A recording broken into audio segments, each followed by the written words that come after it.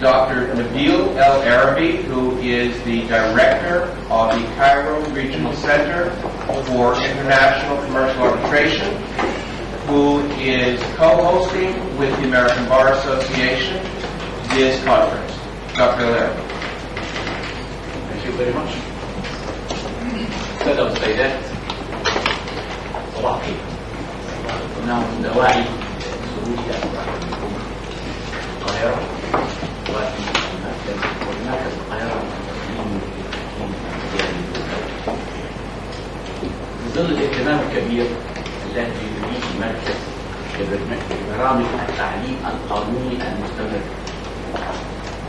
يقدم المركز برامج مختلفة للتعاون مع الجامعات بمؤسسات مثل جامعة القانوني في لندن ومجمع المحامين القانونيين وغيرهم.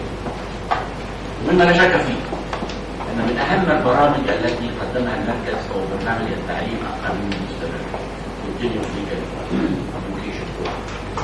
للمحامين حديث التخرج بالتعاون مع الأمريكية اللي هي ترجمتها من قبل المحامين في الولايات المتحدة الأمريكية.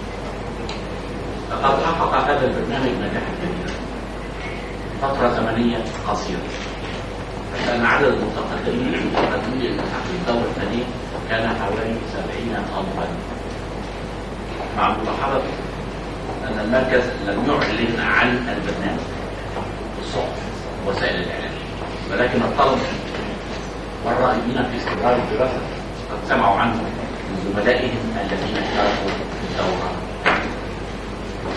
وقد أخذ المركز على عاتقه مسؤولية المساهمة في إنجاح وتفعيل هذه البرامج، وذلك من منطلق اعترافنا بالحاجة إلى الارتقاء بمستوى العلم القانوني وإدراكنا التام لأهمية الاستمرار في التعليم ومواكبة كل ما هو جديد، مع أن المركز كما تعلمون ليس مؤسسة تعليمية مباشرة. المركز اختصاصه أساسا تنظيم وإدارة تحكيمات التجارية الدولية. نحن ندرك أهمية التخصص وأهمية وجود مؤسسات تهدف إلى تقديم برامج التعليم القانوني في المستقبل. وندرك أيضا أن هذه المؤسسات بحاجة لدعم ومساندة المؤسسات المستقلة. لذلك أود أن أعرف عن سعادة الشخصية وسعادة المركز،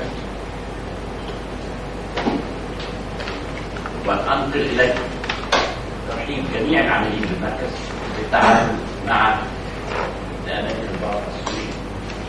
لتقديم هذه الدورة التدريبية عن إنشاء وإدارة برامج التعليم القانوني المستمر، خاصة وأن حضرات المشاركين في الدورة ممثلون قانونيين من جميع أنحاء الوطن العربي، ولذلك تخيل من هو مؤهل يحمل على عاتقه مسؤولية الارتقاء وتحسين مستوى القانونيين والمحامين في الوطن العربي.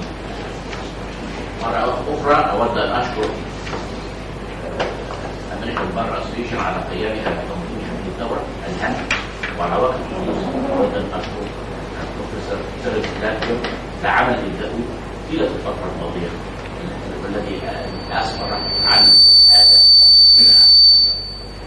بكل الإعزاز والتقدير يسعدني أن أرحب بكم مرة أخرى في مركز القاهرة الإقليمي للإنتاج الدولي، وأتمنى لكم ندوة ناجحة وأن تساهموا جميعا فيها حتى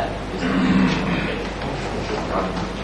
I would like now just to say two words to our colleagues who do not speak Arabic, that the Cairo Regional Center for International Arbitration is indeed delighted and honored to participate in the responsibility of holding this meeting here. The ADA has been more than generous with time and money to ensure that the education will receive the importance it deserves in the education. Once again, thank you,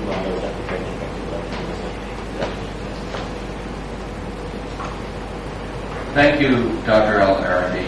I say that it is the ABA that is extremely grateful to you and to the Cairo Regional Center for International Commercial Arbitration for all of the support that they have given us. They have been a true partner in our efforts to create and deliver these skills-based training courses for fresh law graduates. And as you see, they have also been our true partner. We are very grateful for their assistance in convening this conference this week. So thank you very much. I would like to tell you just a few brief pieces of information before we introduce our speakers for the conference. The first is a very practical one about the microphones in front of you. The small black button that you see is not to speak. Some of you have already discovered that is a bell. So we will all make that mistake. I make it myself. That's the bell. Instead, when you want to speak, on the microphone stem itself, there is a slide button. And you may push it up, and then you'll see a red light for you to speak. Please try to remember to push it down when you are done speaking, because otherwise we will get noise circulating the room. Okay? Yes, I turned mine off. I'm sorry.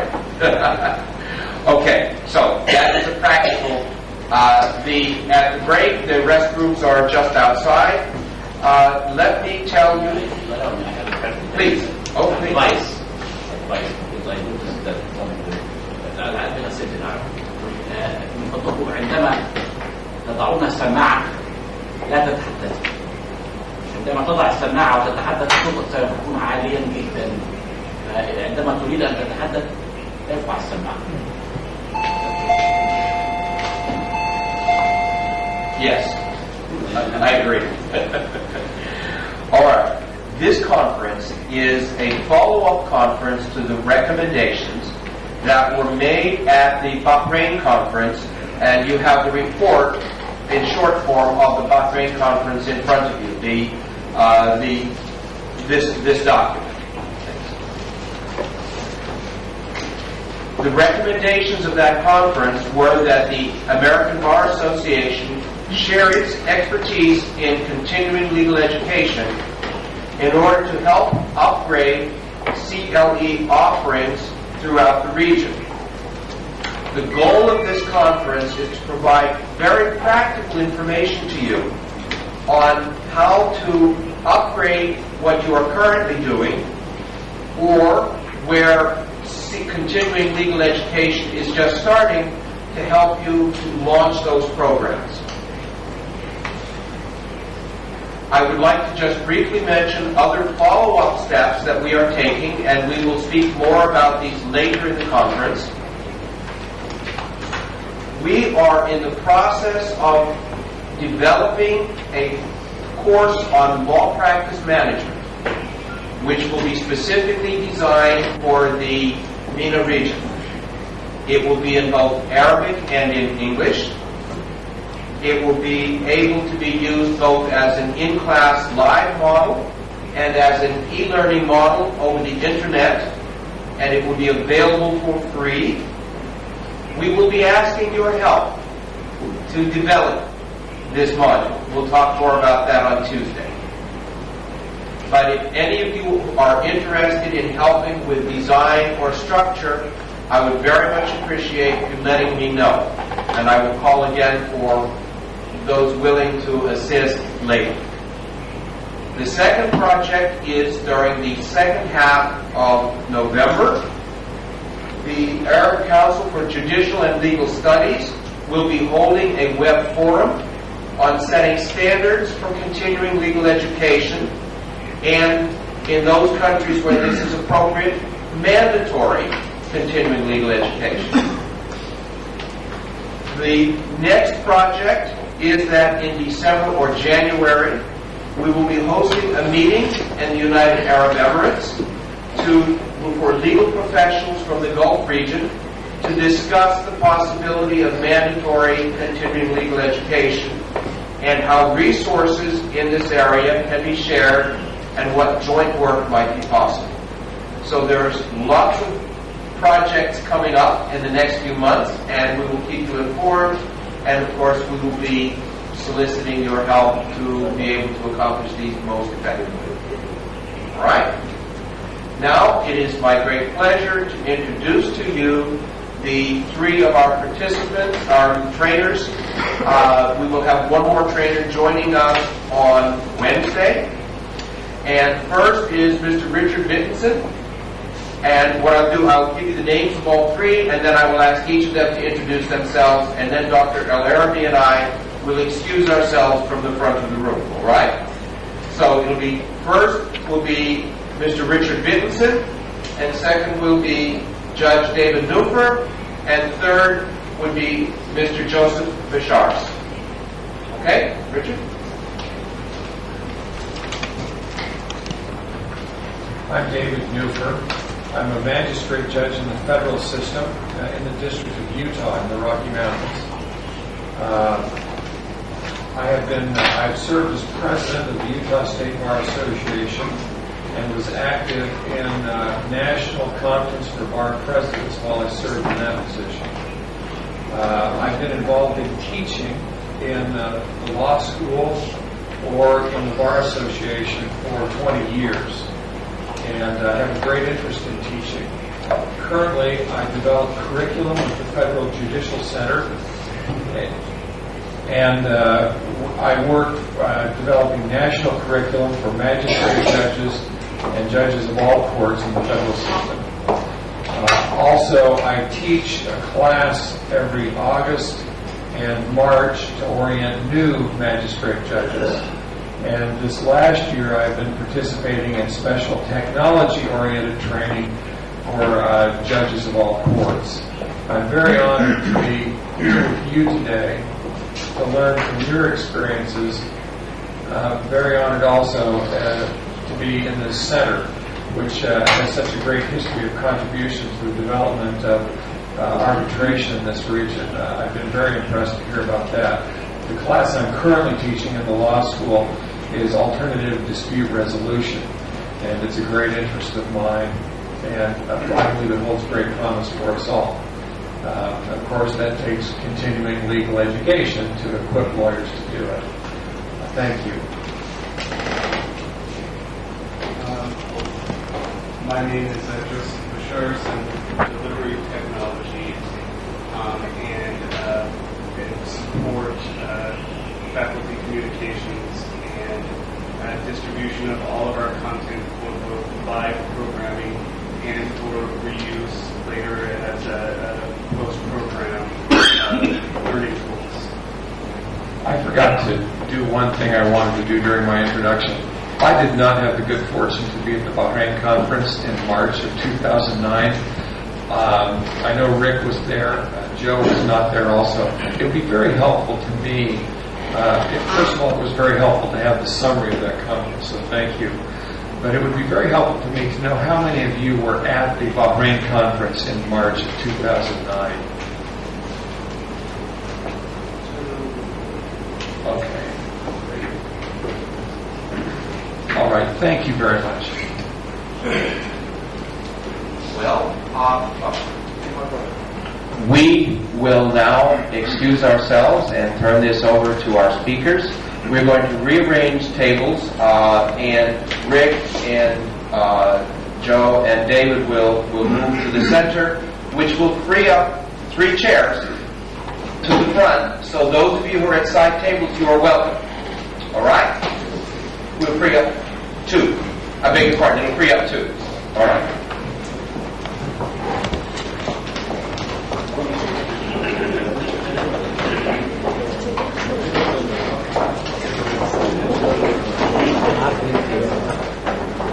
Interested in knowing who all of you are, and we would like you very much to just let everybody in the room know your name, who you represent, and anything else that you might want to tell us about yourself. Maybe spend no more than a minute so we can begin the program itself. Why don't we start to my right, if that's okay? Just talk into the microphones. You can share one with Joe. I'm David Director of the Training Institute in G45 Association Lebanon.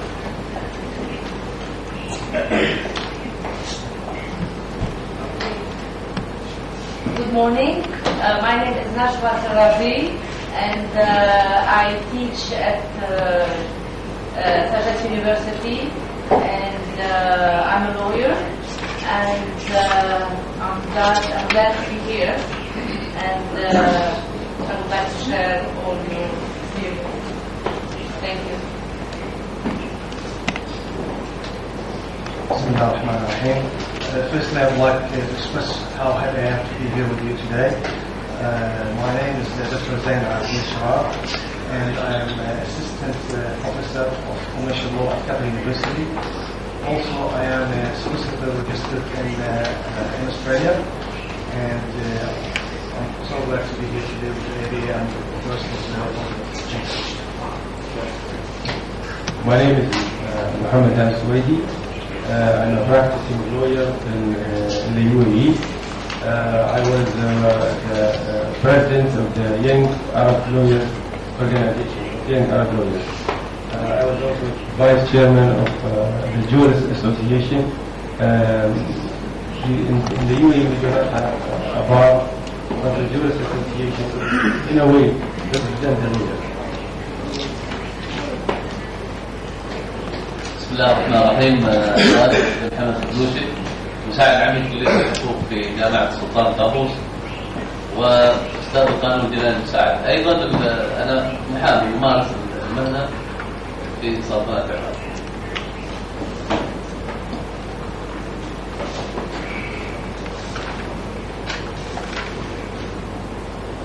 بسم الله الرحمن الرحيم. دكتور حسين بن سعيد الغاصبي، استشاري قانوني بهيئة تقنية المعلومات ومحامي. صافا كلام. شكرا.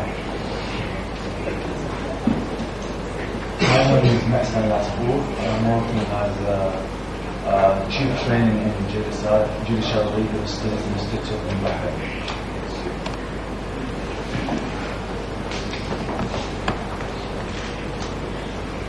أنا محمد المازري، مدير إدارة التدريس في معهد تدريب الدراسات القضائية في دولة الإمارات العربية المتحدة. شرفني أن أكون معكم اليوم.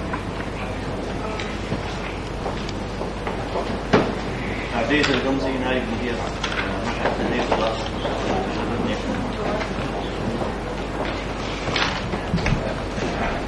محامي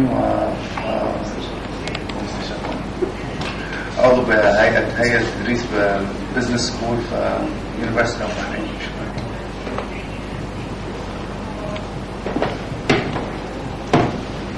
عبد الرحمن غنيم، محامي ومحاضر في معهد الدراسات القضائية بالبحرين وعضو جمعية المحامين البحرينيين.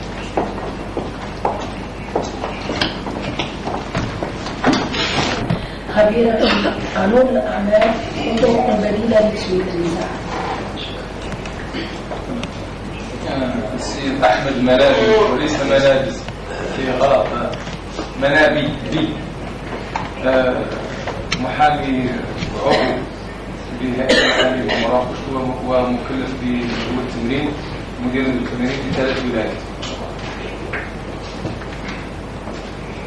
Hassan Al-Haj from Rabat, the Dean of the Faculty of Law and Economics. Thank you. محمد صادق، محامي بهيئة المحامين في دار القضاء، ومنسق عام لمعهد التكوين الأساسي والمستمر بهيئة دار القضاء.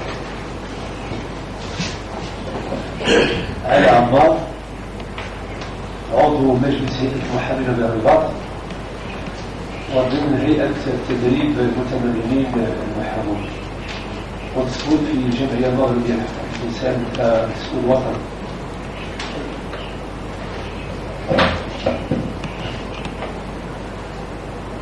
أولا صباح الخير للجميع. عبد الكريم بالعوض من الجزائر، أستاذ بكلية الحقوق ومحامي هو مسؤول الكفاءة المهنية للمحاماة في الجزائر. شكرا. صباح الخير. الأستاذ لمطاعي نور الدين. الأستاذ لمطاعي نور الدين دكتور دولة في القانون، أستاذ محاضر بجامعة الجزائر كلية الحقوق، أستاذ بالمدرسة العليا للقضاء، محامي معتمد لدى المحكمة العليا ومجلس الدولة، وعضو سابق بمنظمة المحامين لناحية الجزائر. بسم الله الرحمن الرحيم. عبد الرحيم لنور، أستاذ بكلية الحقوق في جامعة الجزائر والمدرسة العليا للقضاء، وأمارس مهنة المحاماة. شكرا.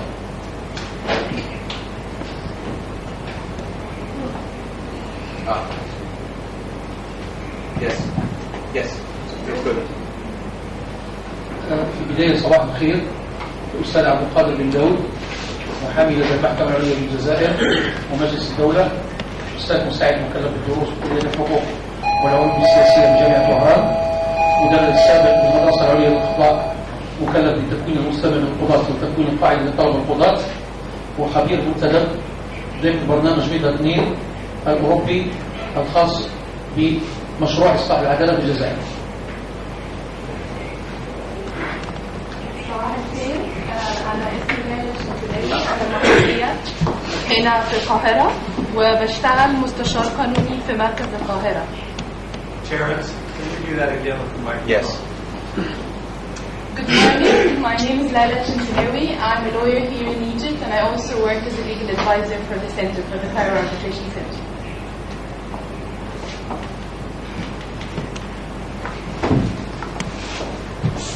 صباح الخير. الأستاذ موفدين بن يسعد، محامي وعضو النقابة في نقابة محامين الجزائر، ورئيس لجمعية جديدة هي جمعية التكوين المتواصل للمحامين بالجزائر العاصمة.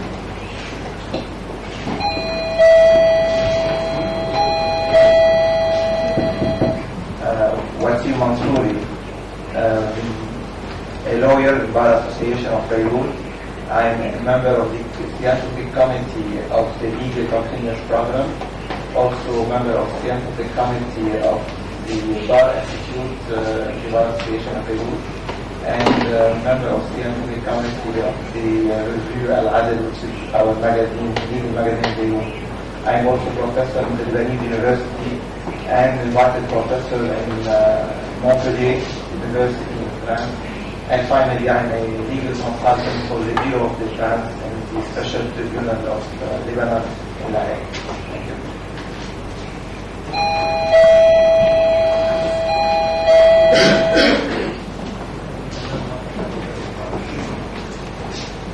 If you could just take a moment to be sure. Distinguished group of educators and lawyers and judges that are in this room. In a moment, I'm going to give you a short overview of the program.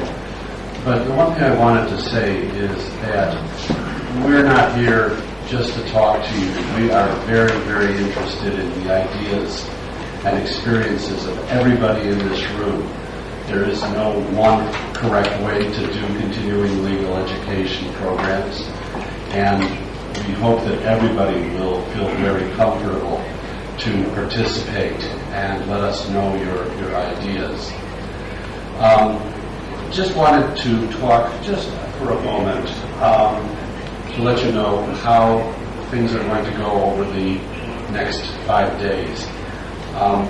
The legal practice is changing every day, it seems. And what we need to do is determine what those changes mean for lawyers' professional education. Among the many changes that affect legal practice today are economic factors, competition and client pressures, increasing use of technology, multi-jurisdictional and global practice, the commoditization of legal work, including contract lawyers and also offshore legal talent, as well as cultural and generational differences among lawyers and clients. How can we keep pace with and respond to all of these developments? How can the profession ensure that its members continue their professional growth in the face of these changes and the resulting pressures? We're going to start the program today by dealing with the basics of continuing legal education programs. That will last for the first day and a half. It is my desire that this be very interactive with the entire group so that we get a good idea of the challenges and also the solutions to the many issues that are involved. At the end of the second day, we are going to talk about technology. Lawyers are busier than ever. They have to get their education when they can, where they can, and in whatever format they can. Depending on where lawyers live, some are near big cities and they can easily attend live in-person programs, but sometimes they don't have the ability to travel, and so you have to start to think about how you will provide distance learning for these lawyers. The practice of law itself is changing. We are going to be talking about law practice management. I'm reminded of a very popular book of fiction in the United States by the mystery writer Michael Connelly. The name of the book is The Lincoln Lawyer. And basically, the main protagonist of the book does not have an office. He runs his legal practice out of a Lincoln Continental car. Now, it seems funny, but at the same time, the technology that is available today allows all of us to practice law, to learn, to receive continuing legal education wherever we are in the world. So we're going to talk quite a bit about the law practice management and technology. On the fourth day, I believe it's the fourth day, we will be talking about developing curricula, and we'll learn many things, including learning styles. As I'm sure you're all aware, there are different learning styles that are cultural, that are generational. Sometimes it affects your ability to deal with a client. What do you do when you have a young lawyer who has an older client and they don't communicate together well? So a good part of the program will deal with developing curricula, but also how to deal with generational styles. And then the last day, we will finish that all up. We will wrap it all up. I was very fortunate to be a participant last month at, it was called the Critical Issues Summit. It was a look at continuing legal education in the United States and talked about various issues such as the changing roles of law schools, technology, whether the present way that law is taught in the United States is the correct way to be taught. And I'm very pleased that just a few days ago, the group put their findings on the web. So I can talk to you about the findings, the latest thinking of what is going on regarding continuing legal education in the United States.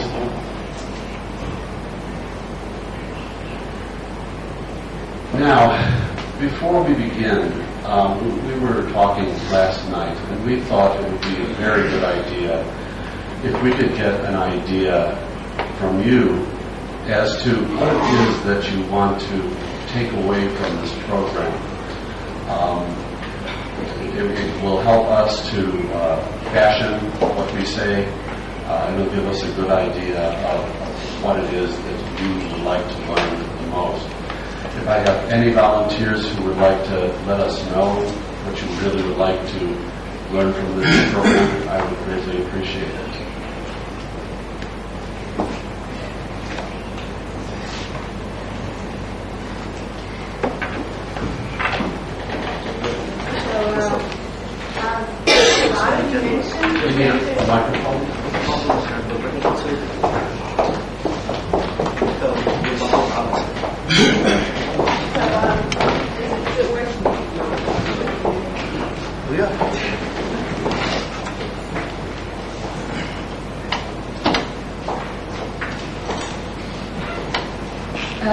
So as Dr. mentioned, the center was working closely with the ABA lately, and we're providing the continuing legal education program here in Cairo.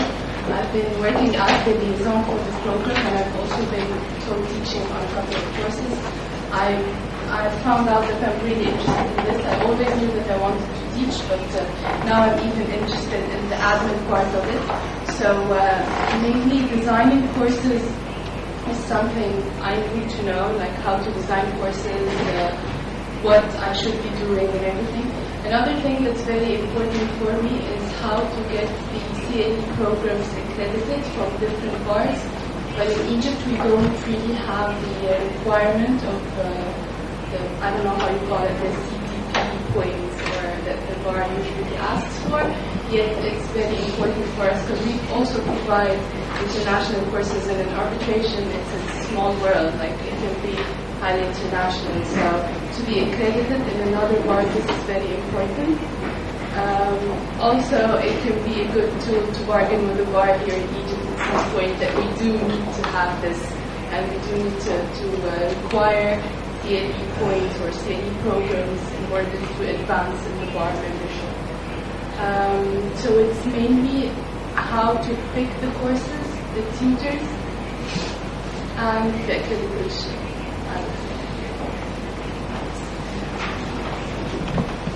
We are going to spend some time on course design. It may even strike you as an excessive amount of detail, but I think it would be very helpful for anyone who's administering a course to know how courses should be designed, as well as for those teaching courses.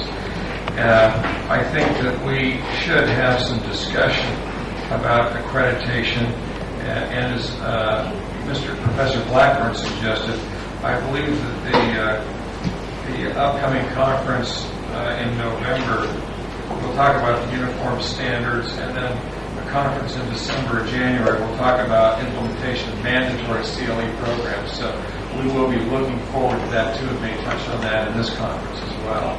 Thank you for those concerns. It's very important that we hear any concerns you come with so that we can make sure we hit these points. So what else would you like to have as you leave the conference? What else would you like to have learned or have discussed in this group? We have a very unique opportunity together to do that. I'm a member of the ABA, and I've received emails about not conferences, like courses that done through teleconferences. Because of the technology now that we have, I'm really interested to know more about it. I've never participated in any of them because we don't really have a requirement to participate. But because of the time constraint that we have now, I think it would be a good thing to know. Tomorrow, I'll have a couple hours where I'm going to dedicate to some different distance learning technologies, including a teleconference type model, web-based models for both live programming and pre-recorded content, as well as addressing that from kind of both the participant's perspective and a provider's perspective.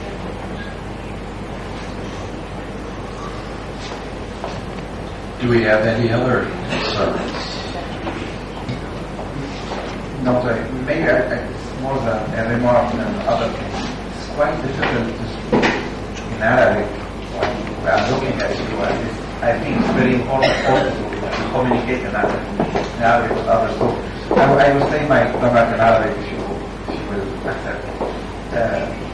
أنا أعتقد أنه جميعنا قد بدأنا بشكل أو بآخر العمل على برامج تدريب مستمر، ولكن ليس لدينا الخبرة الكافية لغاية اليوم فيما يتعلق بالتدريب المستمر.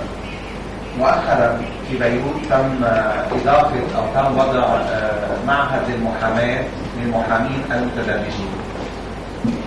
استضفنا نقيب محامين باريس يطلعنا على ما هو موجود في باريس. حقيقة لم يضف شيء على ما فعلنا، ولكن الأمر الأساسي اللي أردنا به أنه عرفنا أصبحنا نعرف أن ما نقوم به هو صحيح، وأن ما نقوم به يسير بالخط الصحيح. basically بعتقد أن احنا بحاجة أيضا هون لنعرف أنه برامج التدريب المستمر التي بعضنا تم البدء فيها هل هي تسير بشكل صحيح؟ يعني هل الخبرة اللي بدأنا نكتسبها هي خبرة ماشية بطريق مضبوط ولا لا؟ والنقطة الثانية أكيد أصعب ما يمكن هو كيف بنأمن التواصل ما بين المدرب والمتدربين، خاصة في ظل وجود أعداد قد تكون كبيرة. هيدا المشكلة الدائمة اللي عندنا، كيف ممكن نحرك الموجودين ليقدروا يحكوا. يعني سألته تم السؤال من يريد أن يتكلم حول نقطة معينة، طبعا بيدخل الأمر وقت حتى أول شخص يتقدم بالكلام والثم الثاني. كيف تسهيل عملية الأكتيفيتي؟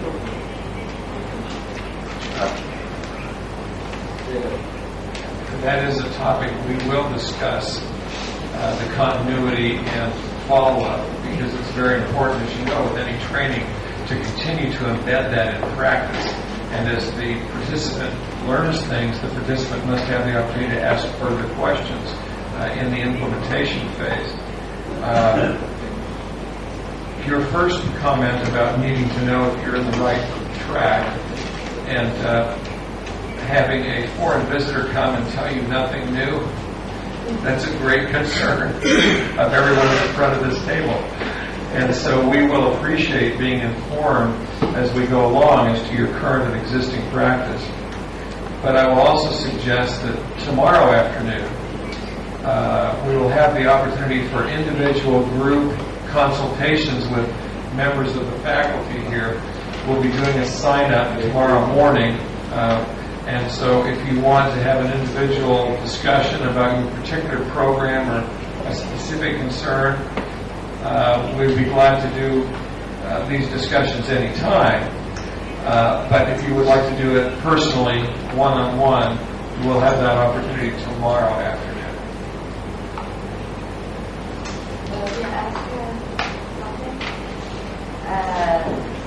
أنا بس بدي أقول شغلة أحكي بالعربي عن موضوع العربي. نحن من الجامعة بالحكمة بلبنان بلشنا بالABA من 3 سنين، وبس بدي أقول إنه الخبرة عندنا كانت كثير منيحة. التلاميذ كثير حبوا البروجرام، إلنا 3 سنين عم نشتغل فيه، وبعتقد يحن نكبر العدد تدريجي أكثر بالنسبة لطرابلس كمان، يعني يعملوا نفس الشيء مثل عندنا بالطرابلس. بس بدي أقول إنه التلاميذ كثير حبوا البروجرام القانوني من education، thank you for the ABA people. بس هيدا حبيت.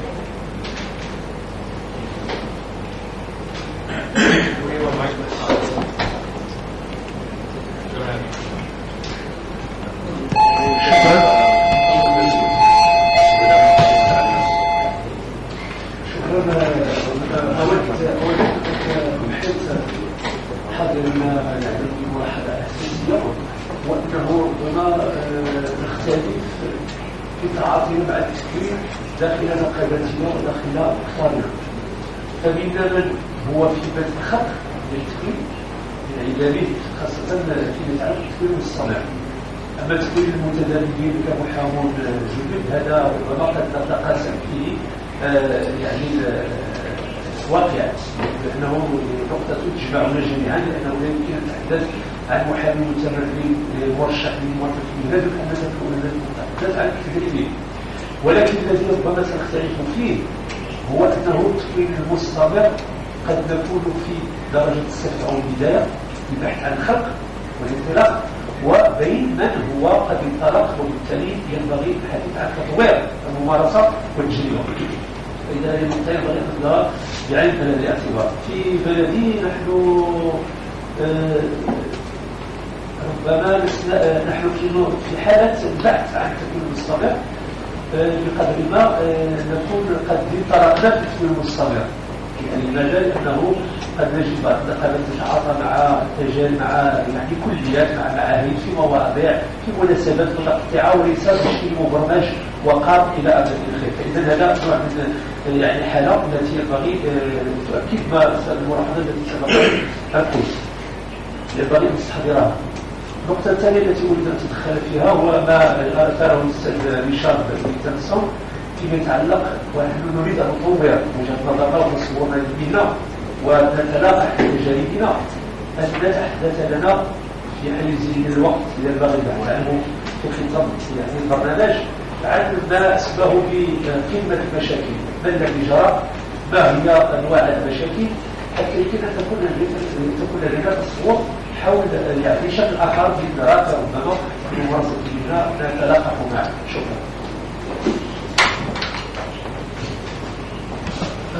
بداية أشكر السيد الرئيس على الكلمة والأساتذة القادر على تقديمهم واقتراحاتهم. سأثير مشكل خاص الملاحظ بأن الحاضرين من دول مختلفة، لكن المشكل الخاص يتعلق وأسسمح زملائي بالمغرب والجزائر. كيف المغرب والجزائر؟ في المغرب والجزائر وزملائي المغاربة يمكن أن يؤكدوا هذه المعلومة. عندنا اللغة مشكل اللغة الثانية هي الفرنسية. الإخوان في الخليج وفي لبنان نلاحظ بأن مستواهم بالإنجليزية ممتاز، وهذا بحكم عوامل كثيرة لا داعي للخوض فيها. فمن أجل تكوين مستمر للمحامين في المنطقة العربية في الدول الخمسة التي وضعتها جمعية القضاة المحامين الأمريكيين في برنامجها، ولنجاح هذا المشروع أرى وأقترح بأن في إطار تكوين المكونين أو تدريب المتدربين نحتاج إلى وضع مشكل اللغة في الميزان. يعني مثلا في حالة وضع مركز تكوين عن بعد في الجزائر، مثلا قمنا بالتجربة مع EBA في المدرسة العليا القضاء، كانت الدروس بالعربية، فكان الاقتراح أن تكون الطبعة الإلكترونية فيها نسخة إنجليزية، لأن القضاة طلبة القضاة يدرسون الإنجليزية في المدرسة العليا للقضاء، والقضاة الممارسين يتلقون دروس علمية بالإنجليزية، رغم أن اللغة لا تمارس إطلاقا، لا يوجد جرائد بالإنجليزية، لا نتكلم بالإنجليزية، لكن على الأقل حينما نكون بصدد التعامل مع الدرس الإلكتروني فتكون عندنا إمكانية المطالعة باللغتين. هذا عن القضاة تجربة تسير نحو النجاح. لكن عن المحامين، وأنا كذلك درست في الكفاءة المهنية للمحاماة وأستاذ بالجامعة، لا يوجد أي مقياس في اللغة الإنجليزية من السنة الأولى جامعي إلى غاية الدكتوراه، وبالتالي الصلة منقطعة بالإنجليزية منذ التعليم الثانوي. فلما يخرج محامي متدرب في التمرين يتعامل بالعربية وبالفرنسية، وهو منقطع الصلة بالإنجليزية، واللغة التي لا تمارس تموت. والجزائر الآن عندنا مشروع قانون محاماة قيد الولادة إن صح التعبير، يضع في الحسبان وضع مدرسة لتكوين المحامين. البرامج غير واضحة، فإبياء سابقة في برمجة هذا التدريب على ما يجري في الجزائر. فحبذا لو نأخذ بعين الاعتبار خصوصية منطقة المغرب العربي من جملة منطقة الشرق الأوسط، باعتبار أن اللغة الفرنسية لغة ثانية، فبأن تكون في تكوين المكونين نحط في الاعتبار بأن في لغة فرنسية ونحتاج إلى تكوين باللغة الإنجليزية، لأن بكل صراحة وقد تكون هذه الصراحة ثقيلة نوعا ما، مستوانا باللغة الإنجليزية قد يكون أقل من ضعيف. وشكرا. شكرا. في حقيقة الأمر أريد التركيز على نقطة مهمة، هو ليس هناك أدنى شك في أن المحاضر الذي يلقي محاضرته أكيد له كفاءة في ذلك، ولكن المشكل هو هل تأكدنا فعلا من وصول الهدف من بلوغ الهدف المنشود، وهو إيصال المعلومة للطرف الآخر. ولهذا أريد في هذا المؤتمر التركيز خاصة على مهارات التلقين، مهارات التلقين وإيصال المعلومة بشكل صحيح للطرف الآخر لتحقيق الهدف المنشود من بلوغ التكوين المستمر في حد ذاته. وشكرا.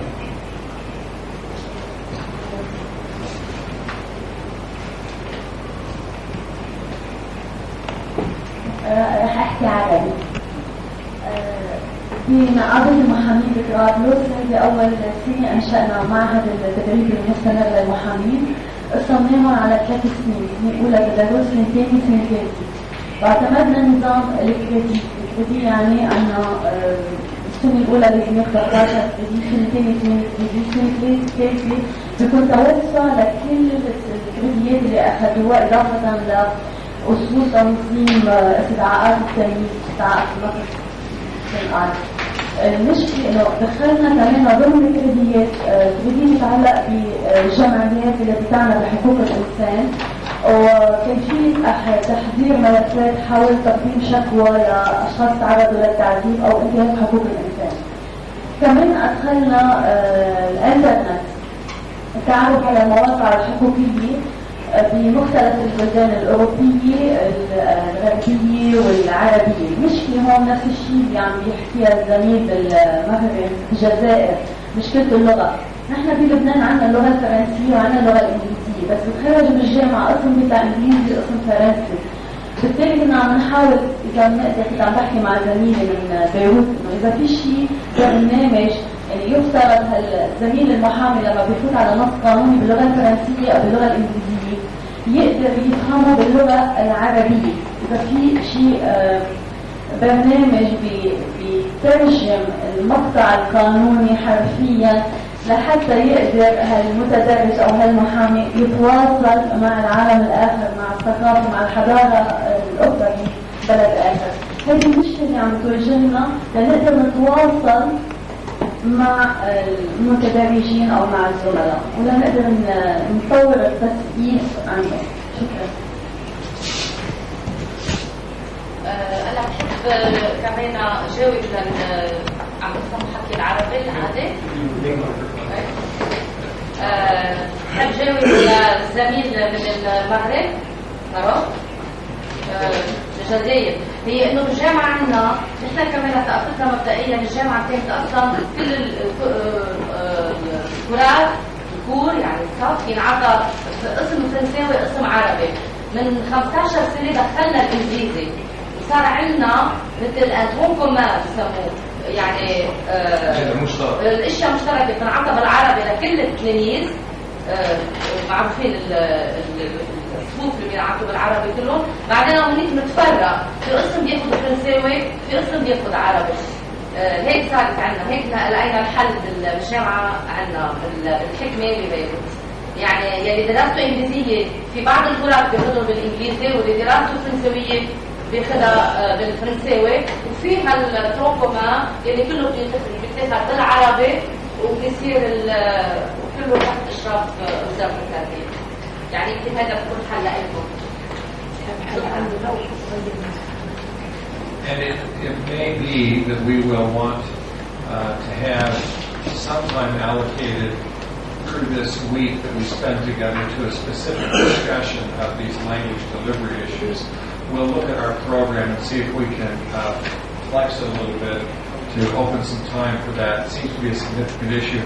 I only wish my friends from Canada were here because they deal with this very well.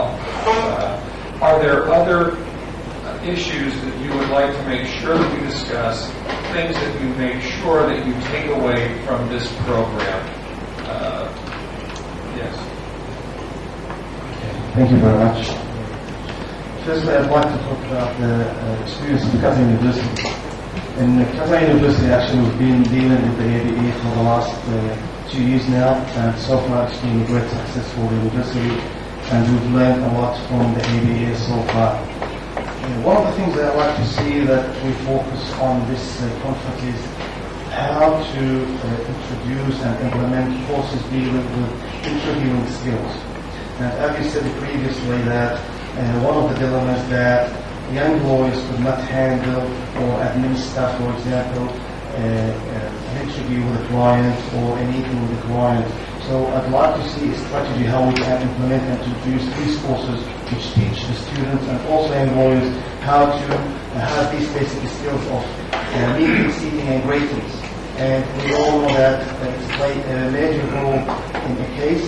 And how can the lawyers build a rapport and a good relationship with the client before he could go before he could proceed in the case.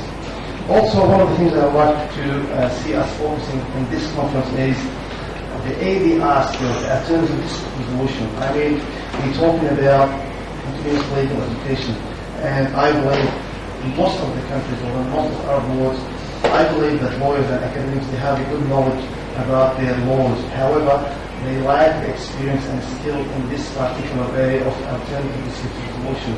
Most lawyers in the region, for example, they like to handle their cases by straight away taking legal action and going to courts. In very few cases, and even I was discussing with my colleagues, Mr. Muhammad earlier, very few lawyers who would suggest to their clients or to their associates, why don't we start solving these problems and these legal issues by ADR through negotiation, mediation, conciliation, and even till now, I'm one of the guys who are particularly interested in these ADR skills and arbitration. And very few people we see until now, they know nothing about arbitration, or even if they know about it, they would not implement such clauses in arbitration. So I'd like to see us talking and discussing these strategies, how we could implement them in our education in the universities, and how we could benefit from them. Thank you. And we will try to make time to discuss overall the needed areas of continuing legal education. I think it's fair to say that most of our discussion from Tuesday, Wednesday, and Thursday will focus on the specific model of preparing a law office management curriculum, because we've heard that's one of the high interest areas. But we will make time to develop a menu of the most needed areas of CLE, the interviewing, ADR, these other skills. So thank you for bringing that up. A few more comments and then Rick, we need to move on. Excuse me, just Okay, go ahead. Yeah, just أنا بس بغيت أخلي الحاضرين إنهم يضعوا بالاعتبار إنه تنظيم مهنة المحاماة في الوطن العربي تختلف من دولة إلى أخرى في مجموعتين أساسيات. في بعض الدول العربية هذه المهنة تدار وتنظم من قبل نقابة لها يعني كافة الصلاحيات في تنظيم هذه المهنة مستقلة عن الحكومة بشكل عام. لكن في جزء كبير، أنا أتكلم عن منطقة الخليج بشكل خاص، المهنة تدار من قبل يعني وزارة العدل لها دور كبير جدا في إدارة هذه المهنة. بحكم أنها مهنة وليدة لا تزال في طور التكوين. فأتمنى أن المحاضرين يضعوا في الاعتبار الاختلاف في النظام وكيفية التعامل أو التعامل مع هذه المشكلة في الجهتين. يعني احنا مثلا قد يكون المشكلة أخف عند البلدان التي توجد فيها نقابة تدير شؤون المحامين ابتداء من التسجيل إلى التدريب إلى الترخيص أمام المحاكم المختلفة. عندنا في عمان مثلا وبعض دول الخليج الترخيص يسقط من وزارة العدل، وبالتالي المهنة إذا تدار مثلها مثل أي مهنة أخرى.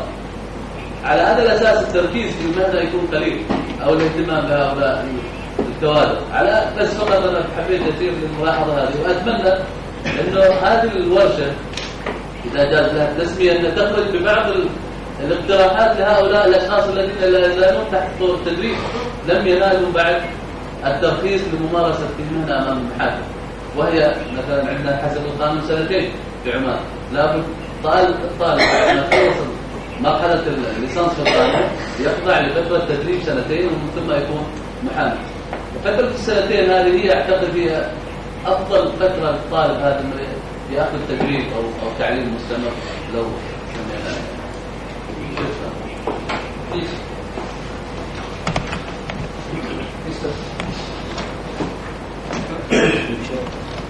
شكرا سيد الرئيس. أولا عندي نقاط ملاحظتين. الملاحظة الأولى وهي نبغي باش تكون واحد الإفادة حول يعني الندوات والتجارب التي تقودها يعني منظمة دورة. لأن حصل في المغرب في الرباط كانت واحد الندوة مشتركة بين 4 هيئات ودارت فيها مشاكل ديال المناهج ديال التمرين.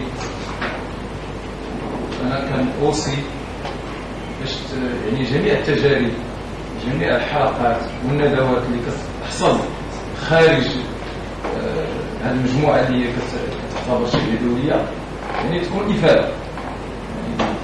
لأن الآن كنشوفوا كاين واحد الإفادة ديال البحرين، ولكن ما شفناش واش كاين شي تجارب أخرى أو كاين شي ندوات أخرى تعقدت باش يكون واحد التنسيق ويكون واحد الإفادة والاطلاع عليها من طرف الحكومة. الملاحظة الثانية أننا احنا في المغرب كاين استقلالية ديال المهن، كاين 17 نقابة، وهاد 17 نقابة يعني حتى الجمعية ديال هيئات المحامين بالمغرب يعني هي تنسق، ولكن لا تخرج هناك استقلالية. وكنعتقد أنه في المغرب كاين واحد التخلي ديال الدولة على مهنة المحاماة، لأنه مهنة المحاماة كتبقى حرة ولكن هي مساعدة للقضاء. يعني الدولة أنشأت معهد الدراسات العليا للقضائية، ولكن استنكفت عن مساعدة المحامي ليتدرج في هذه المعاهد أو لخط حتى في الكليات فروع أو شعاب ديال العلوم أو المهن القانونية.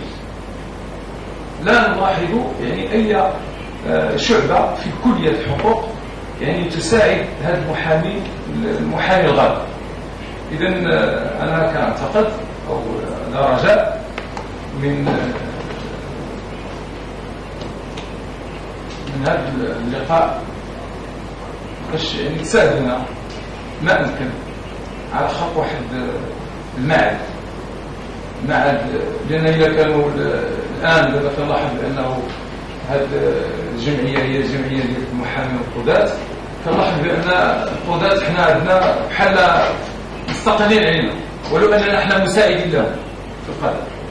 إذا كنلاحظ بأن يجب التفتح انفتاح حتى على المعهد ديال الدراسات القضائية بالمغرب وإشراك سادة قضاة في هذا الإشغال، لأننا حنا يعني كنعتقد بأن يجب التنسيق بيننا.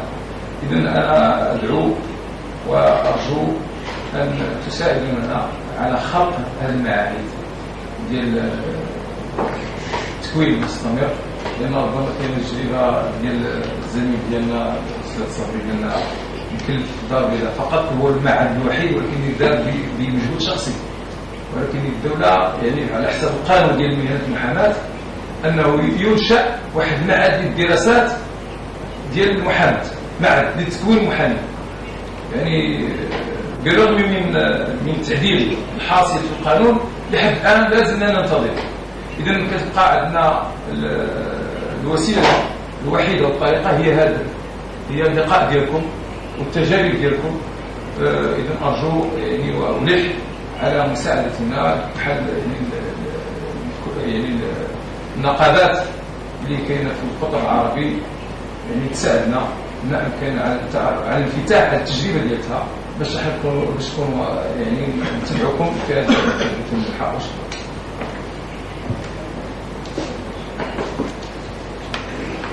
شكرا سيدي. أريد أن أنبه إلى أمر أرجو أن يكون مفيد فيما يتعلق بالتكوين المستمر. التجارب تختلف حتى يكون في وجهة نظري التكوين المستمر ناجح، ولا نبذل جهود كثيرة للحصول على نتائج قليلة. في الدول المشرقية عندهم أساليبهم التي تختلف عن أساليبنا. هناك دول لا يزال التعليم بالسبورة والطباشير، هناك دول لا تزال تستعمل طرق تقليدية بالمحاضرة الشفهية، هناك استعمال تكنولوجيات جديدة.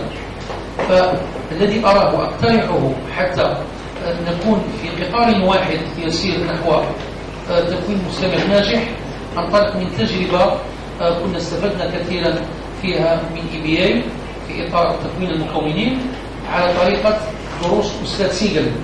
أستاذ سيجل الذي تلقينا معه دورة تكوينية للمكونين بالمدرسة العليا للقضاء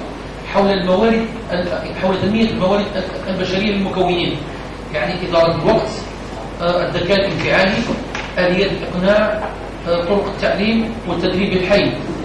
فأذكر مثلا يعني أعطانا بأن في الولايات المتحدة الأمريكية تم دراسة جامعة هارفارد كنموذج ودراسة أرشيفها على مدار 30 سنة لبحث من هم الكفاءات وكيف نجحوا من أجل صناعة نخبة، وكان درسا مفيدا جدا لنا كمكونين، وطبقنا تلك التوجيهات في دروسنا فتغيرت النتائج بصراحة.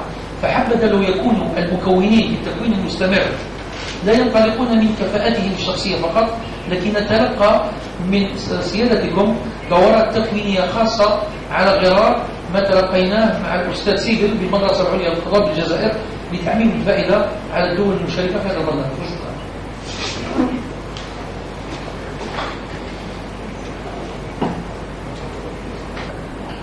العمل به، ولكن في السنوات الأخيرة استطاع أنه يلعب دور مهم في التعليم المستمر فيما يتعلق بتعليم المستجدين من القضاة ومن المحامين. ولكن التجربة كانت تقرر بأن الدراسات في التعليم المستمر هي دراسات ليست إلزامية ولكن اختيارية سواء للقضاة أو للمحامين. التساؤل هو كيف يمكن لنا كمدربين بعد الانتهاء من الدورة أن نلزم المتلقي أو المتدرب بأن تكون هذه الدورات دورات إلزامية. لا يجوز للمتخرج من المحامين أو من القضاة أن يجتاز العمل الفعلي إلا بعد أن تكون لديه شهادة إلزامية وليست مجرد محاضرات له أن يحضرها وله أن يتركها. نريد أن تكون هذه المحاضرات التي نجتهد ونعمل على توصيل الفكر القانوني لهؤلاء المتلقيين أن يكون التخرج بالنسبة لهم إلزاميا وليس اختياريا. شكرا. عامة اللي تشمل كل البرامج سواء في المشرق أو المغرب أو حتى في الولايات المتحدة، نتفق على مبادئ عامة يجب العمل بها، ثم تبقى الخصوصيات في التدريس والبرنامج لكل دولة.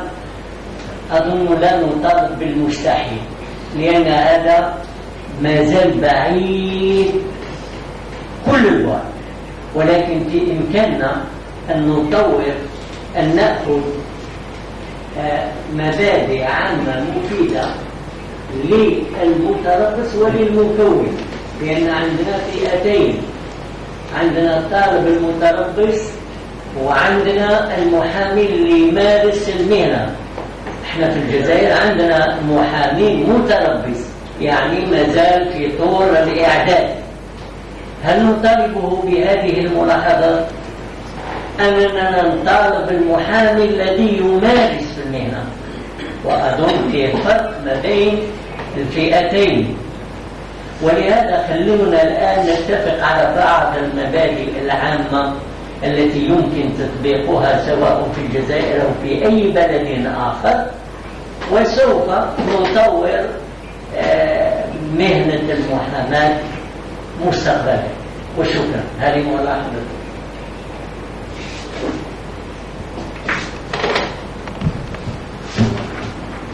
So if I go back to the basic principles as it was mentioned, I have two more points. And the first one is the funding and whether it's better to have sponsors or not.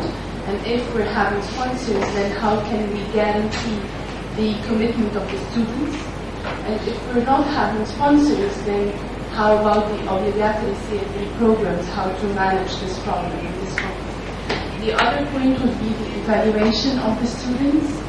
So I think in my very brief experience, we have the problem of whether to have an exam or not, and whether to have the students pass the course and give them the certificate or not.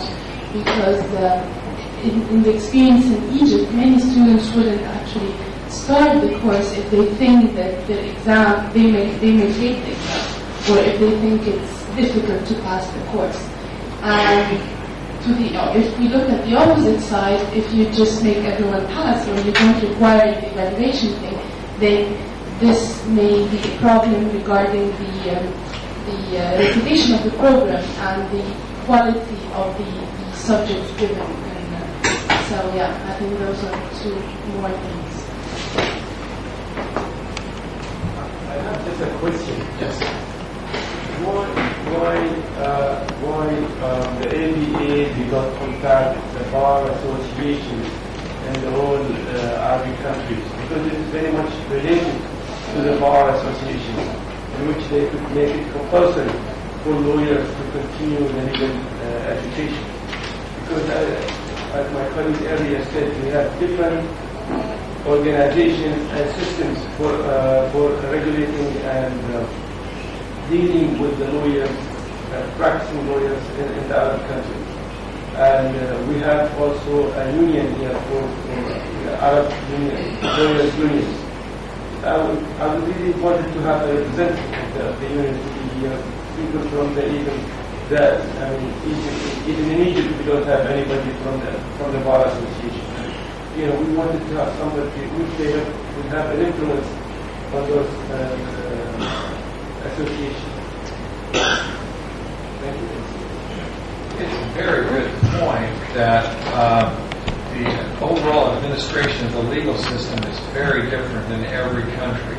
I know in my state, Utah, you must be a member of the Bar Association to practice law.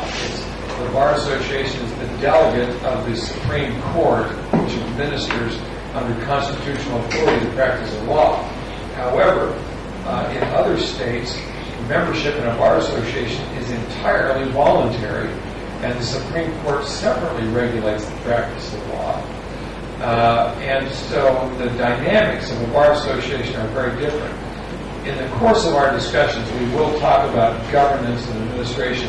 Rick will be going into that today, and it's a very meaningful concept to keep in mind as you consider how your program will work. That may be a topic that you would want to discuss in an individual faculty consultation. And I'd like to add, as Judge Newberg points out, you need to be aware that in the United States, not all of the states have mandatory CLE.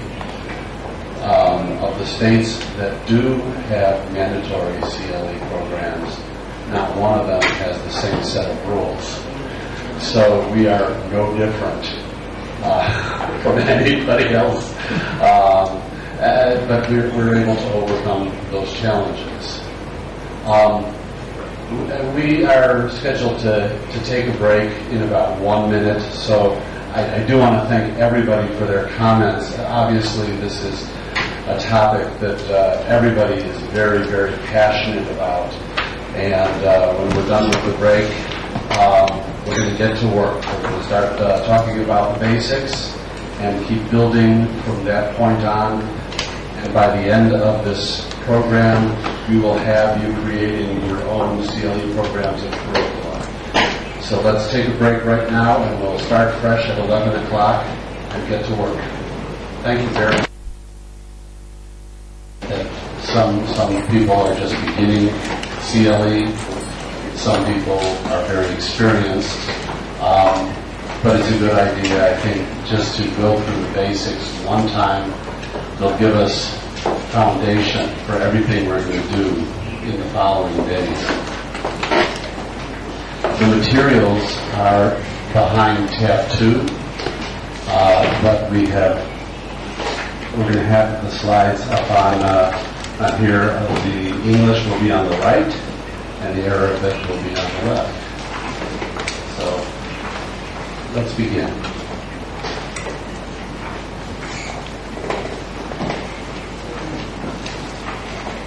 What is CLE?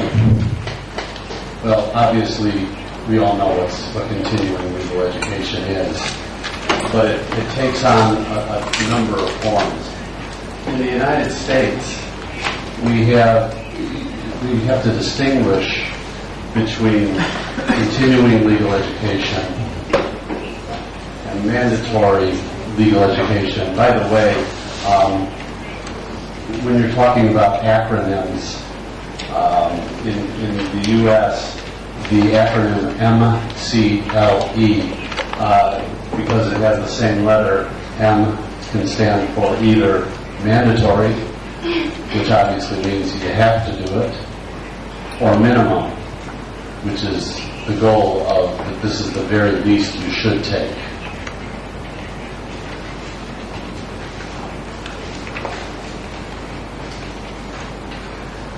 CLE in the United States is the education that you receive after you become a lawyer.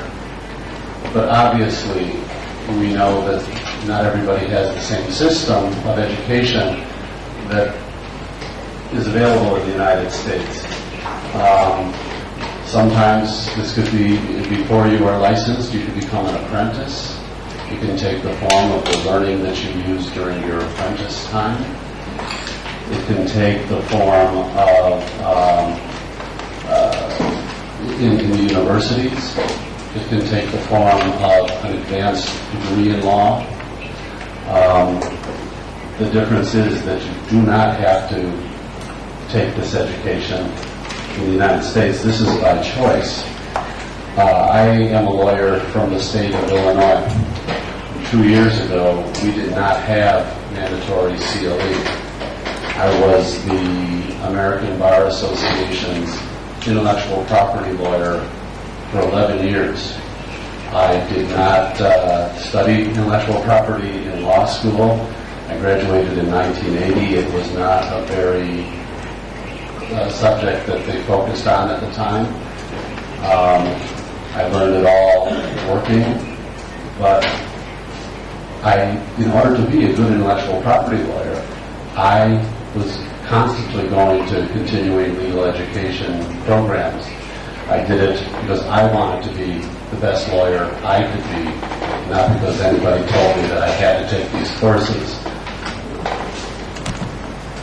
CLE in the United States is a requirement that you must fulfill in order to maintain the ability to practice law after you become a lawyer. As I mentioned earlier this morning, not all the states have this.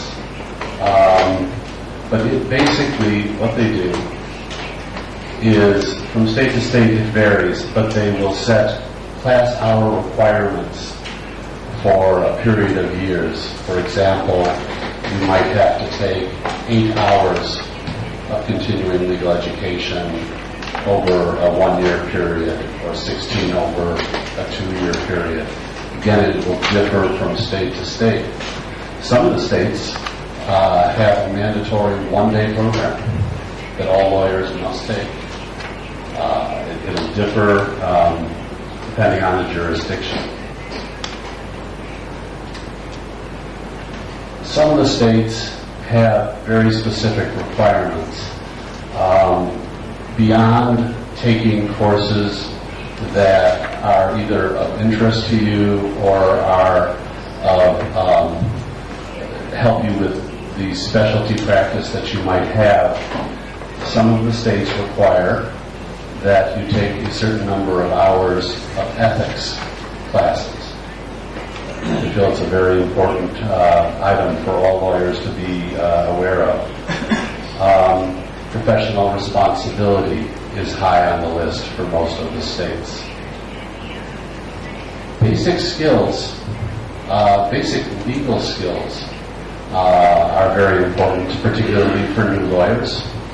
Many of the states have a requirement that all new attorneys take a 1 or 2 day basics course.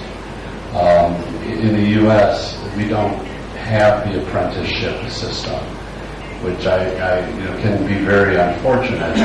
That somebody gets out of law school and does not know how to find a courthouse, or does not know how to fill in a form. And so those courses are very, very important. Now, in some of the states, just very few, but it's starting to grow right now. They require courses on such things as elimination of bias, dealing with issues such as lawyer health in terms of mental health, physical health. Some of the states feel that this is very important, to be a whole person, to be a good attorney. But this is just starting. It's not in a lot of the states right now. Who provides CLE? Well, it comes from just about everywhere in the U.S. Obviously, the bar associations. It can come from national bar associations like the ABA or the Federal Bar Association. It also can come from the individual state bar associations, the local bar associations. I am a member of the Chicago Bar Association. In Illinois alone, all of the county bars, Chicago is part of Cook County. Totally different bar association if you practice in DuPage County, or so there are a lot of bar associations that do put on CLE programming. There are other legal organizations that exist, specialty bars. I'm a member of the Illinois State Intellectual Property Association. There are trial lawyer associations in many of the states, and also national. Law schools. Law schools fulfill two different purposes. First, to get advanced degrees, if you're interested in doing that. But they also have continuing legal education offerings, which anybody can take. We'll talk later about marketing, but a lot of the law schools market the continuing legal education for the benefit of the graduates of their law schools. There are not-for-profit organizations that put on continuing legal education programs. There are quite a few in the United States. Their purpose, obviously, is to continue to make enough money to continue to put on continuing legal education programs. But we also have competition from for-profit organizations. In most states, just about anybody can become an approved provider of continuing legal education programming. You just have to follow the rules of the individual jurisdiction, and if you meet their requirements, you can open up a business doing CLE for any lawyer who wants to use your services. The very interesting thing that we're learning is that in the states where mandatory CLE begins, the for-profit people it starts growing. The number of for-profit organizations that want to put on CLE starts to grow. We'll talk later about facilities and technology, what it takes to put on a CLE program. But a lot of lawyers have figured out that it could be very easy to do. The quality might not be there, but it's an easy thing to do. And I should mention there's one more way that CLE is provided. In the larger law firms, they have in-house CLE to ensure that their lawyers that they have hired not only meet the requirements, but have the skills that they need to work for that firm. There are a number of ways that CLE can be delivered. Obviously, you have the live in-person meeting like this one today. You have probably read in the newspapers that in the legal press that because of the economy in a number of the nations, CLE attendance at live in-person meetings is down because of people's inability to travel. However, in surveys that have been done by the American CLE Association, they've determined that people still prefer live in-person CLE meetings, particularly for the ability to network with colleagues, similar interests. Networking is of great importance. There's also the ability to interact with the faculty. But as we'll talk about tomorrow, you can still do that through distance learning. But the networking is a very, very big issue that you have to think about when you create a CLE program or decide to go to a CLE program. Distance learning comes in many different forms. I should mention that in the governance of CLE, not all states accept distance learning. And in those states where they do accept distance learning, they don't necessarily accept all of the forms of distance learning. There are online courses, which basically are self-study courses. You can go online, get the education that you need. Teleconferences, which are growing in popularity. One of the advantages to teleconferences is that they are live. You can listen to them on your telephone. You do have the ability to call in and speak with the faculty, which will meet the requirement that many of the jurisdictions have for live interaction. This is a very, very popular form of delivery. Webcasts, you can either listen through your sound card on your computer if you have the ability to do that. The great thing about webcasts is that you can have any manner of visual effects. You can push PowerPoint slides. You can show videos. Sometimes it's nothing more than a talking head, just the instructor. All you're seeing is the instructor talking.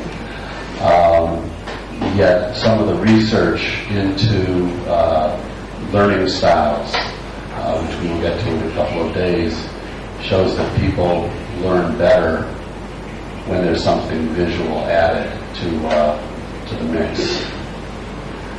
Self-study, of course. In general, these programs are recorded when they're done live. Any teleconference or webcast can be recorded as it occurs and made available in the future as a CD, as a DVD, or as an MP3 download. Some of the states do allow it, provided that you have the requisite written materials. And once you are able to prove that you have completed the course, you can get accreditation for that particular course.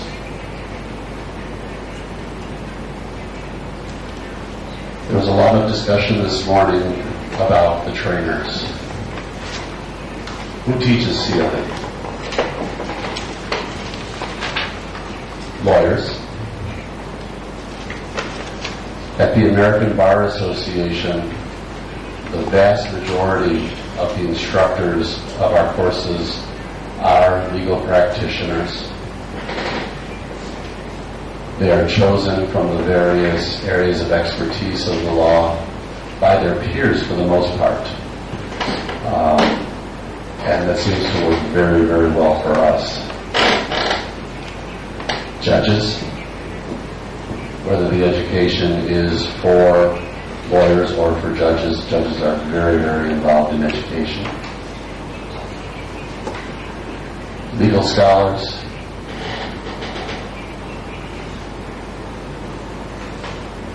non-lawyers. I'm so delighted that there is going to be time set aside in this program for law practice management.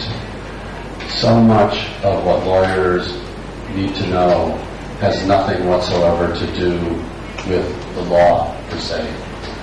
There are a lot of very, very intelligent and qualified consultants who provide CLE, particularly in the areas of law practice management, items of time management,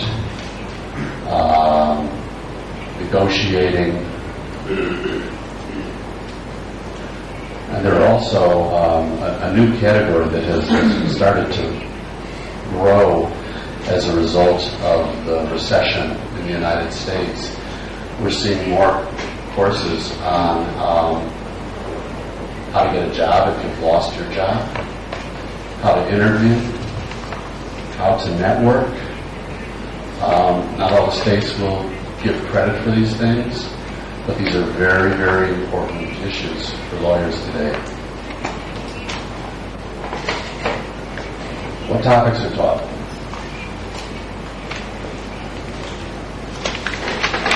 Obviously, legal theory. One of the biggest areas, when I say legal updates, we call them hot topics. These are changes in the law that you have to know about immediately, that you can't wait 3 months to learn about. Anytime there is a change in the law, these are some of our most successful programs. Every year we do a program on all of the decisions that come out annually from the United States Supreme Court. They do extremely well. And in any area of the law, if there are changes, the updates are very, very important. If your goal is to reach a great number of people, these hot topics are an excellent place to concentrate on. There's also practical experiences in legal practice. Some of the best programs I've heard have dealt with the experiences of practitioners who tried certain cases, particularly those that might have made the news. It's a fascinating insight into the minds of lawyers, of prosecutors, of defense lawyers. And it's good to hear from both sides. I don't think that when you put together a program, you just want to hear from the side that won. You want to hear from both sides, and those have been very, very successful. They do talk to each other after the trial is over, and they're more than happy to share their experiences, not only what went right, but what went wrong.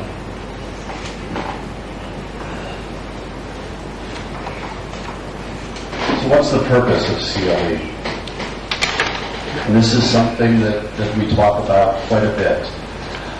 There are a number of reasons that lawyers can or should continue their legal education after they have either been licensed or have practiced for a number of years. Probably the main reason is to maintain or sharpen the skills that you already have. As an intellectual property lawyer, I would attend at least one program a year, and while 99% of the program might have been material that I knew, there was always that one extra thing that I didn't know about that made it all worthwhile for me. It's always very important to continue to sharpen your skills, to know everything you can about the area or areas of law that you practice in. As I mentioned earlier, to provide basic skills for new lawyers. Not only is it important for them to have some of the basic skills regarding how to find the courthouse, how to fill in a form, how to interview clients, etc. The other other area that works very well is beginning courses for specific areas of law that you might want to enter. It's quite possible that you went all the way through law school and were unable to, or your school did not offer courses in a specific area that you were interested in. As I mentioned, my school did not offer intellectual property. It was a basic course. I specialized in copyright, whereas most courses talk about trademark and patent law, neither of which interested me very much for a career in publishing that I wanted to get into. So I ended up taking beginners courses on copyright law, and they were extremely helpful. To ensure professional competence. And this is where the ethics courses come in for the most part. It never hurts to be reminded of legal ethics. Most of the states where they do require CLE have a requirement that you take a certain number of hours in ethics and professional responsibility. And here's something that you might not have thought of. To improve the public image of lawyers. I think that it's important for the public to understand that anybody who you might choose to represent you has the requisite education, the requisite background to represent them clearly.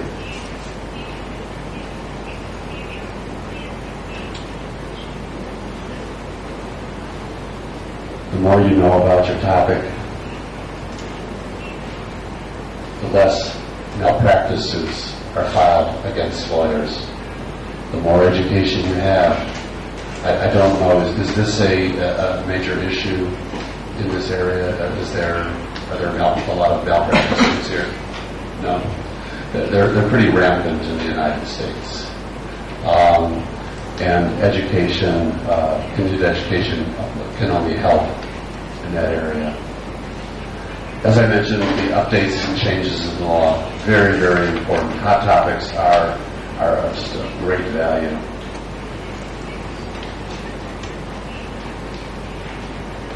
It's not working. Here we go. And to improve client representation. I think that some of the jurisdictions, as much as they want us all to be excellent lawyers and to have great skills, they also want to make sure that our clients are protected, that they have somebody who is competent. So these are some of the many, many reasons that CLE is offered or that it's made mandatory.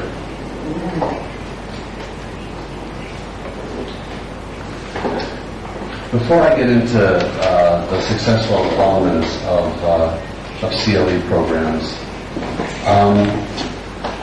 just want to mention a few short things. We've already talked about who puts on CLE programming, what sort of programs they do. Where, obviously, is very important. We'll talk a lot about that in terms of technology. So far as live programming goes, you certainly want to provide programs where you can reach the greatest number of people, have it in an area that is greatly populated, perhaps easy for people to travel to. And when you can't do that, that's where distance learning becomes the most important. The one thing I did not mention was when do you put on CLE programs. This can be of great importance, particularly if you have mandatory continuing legal education programs. In my state, you have a specific date by which you must report your what courses you took. Successful CLE programs can often be timed towards the end of the mandatory period.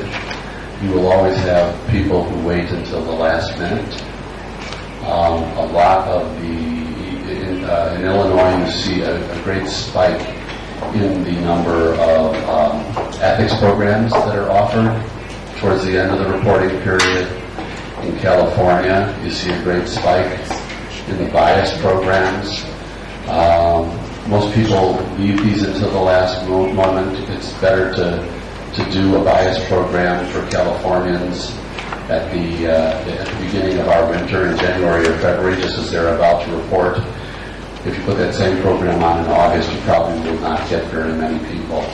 So timing is going to be of great importance when you put on CLE programs.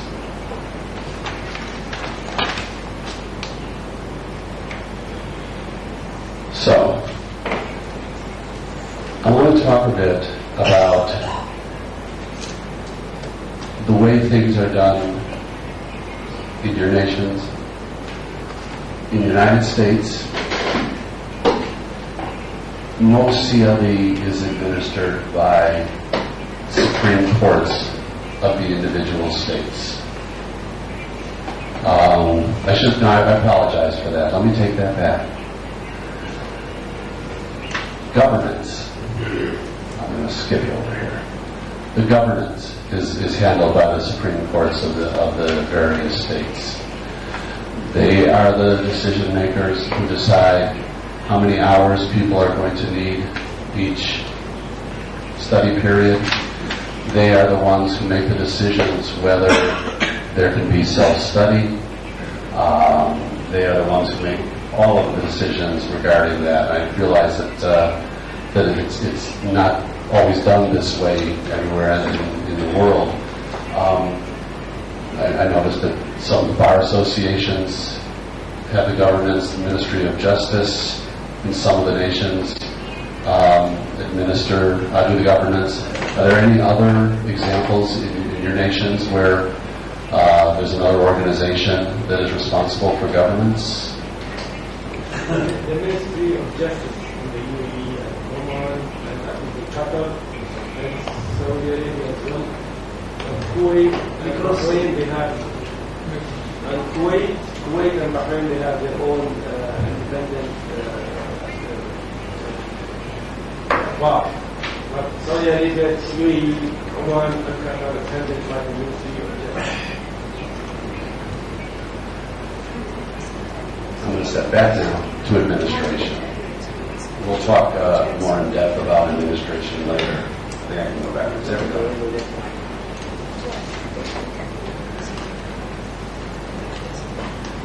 You have to determine who is going to administer the programs. You're going to have to decide what sort of staff is going to be needed. You're going to have to be concerned about who takes care of things like registration, notification. How do you get the word out to the people you're trying to reach? What sort of facilities are you going to use? We'll talk about these in more detail. I'm just bringing these up at the beginning here.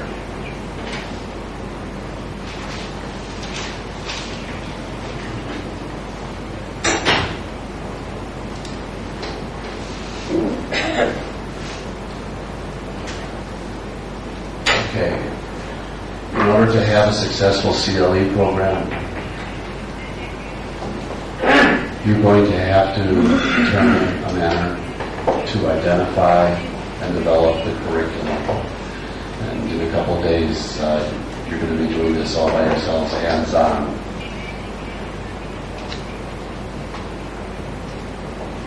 Teacher training.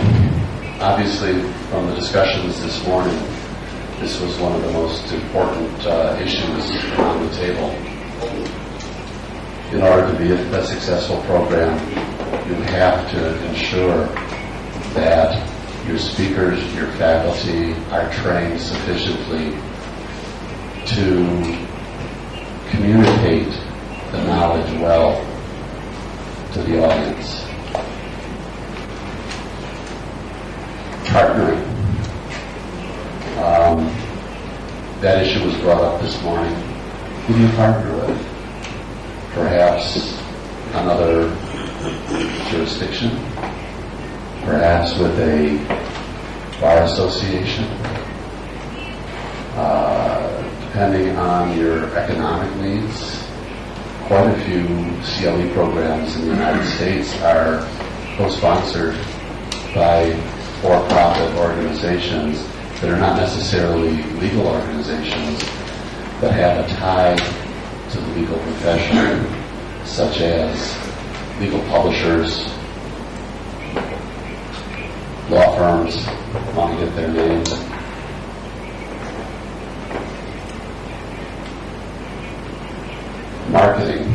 Marketing is very, very important. I don't know that anybody markets very well in the United States. Some of the more successful ones are the ones that do it, I want to find the right word. I don't know if there's a word, scattershot. You just send it to everybody in the world and hope that somebody will take your course. There are organizations out there that literally send an email a day to people whose name they have. They don't do very much research as to whether the recipient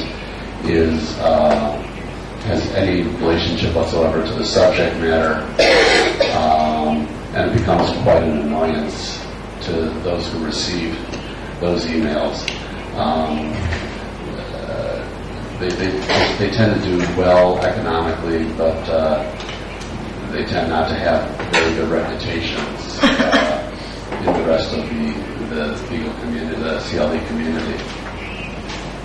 But we'll talk about that more later.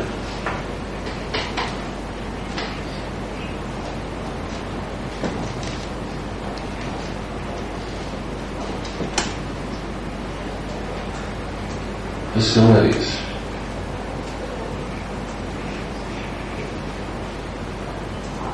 Where are you going to hold your meeting? Are you going to hold it in a big hotel that will carry as many people as possible? Can you do it in a room like this? I think a lot of programs in rooms like this are very, very successful. What if you only want to do distance learning? What do you need? Are you going to do it out of your basement? Or are you going to be in a studio and just make recordings, just make things live, teleconferences and webcasts? You have to give a lot of thought as to, once you figure out what the best method of delivery is for you, you're going to have to figure out what facilities you're going to use.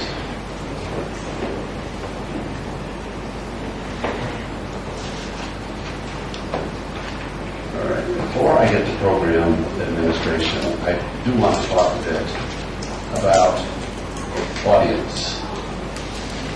In order for a CLE program to be successful, you have to know your audience. You have to know who they are.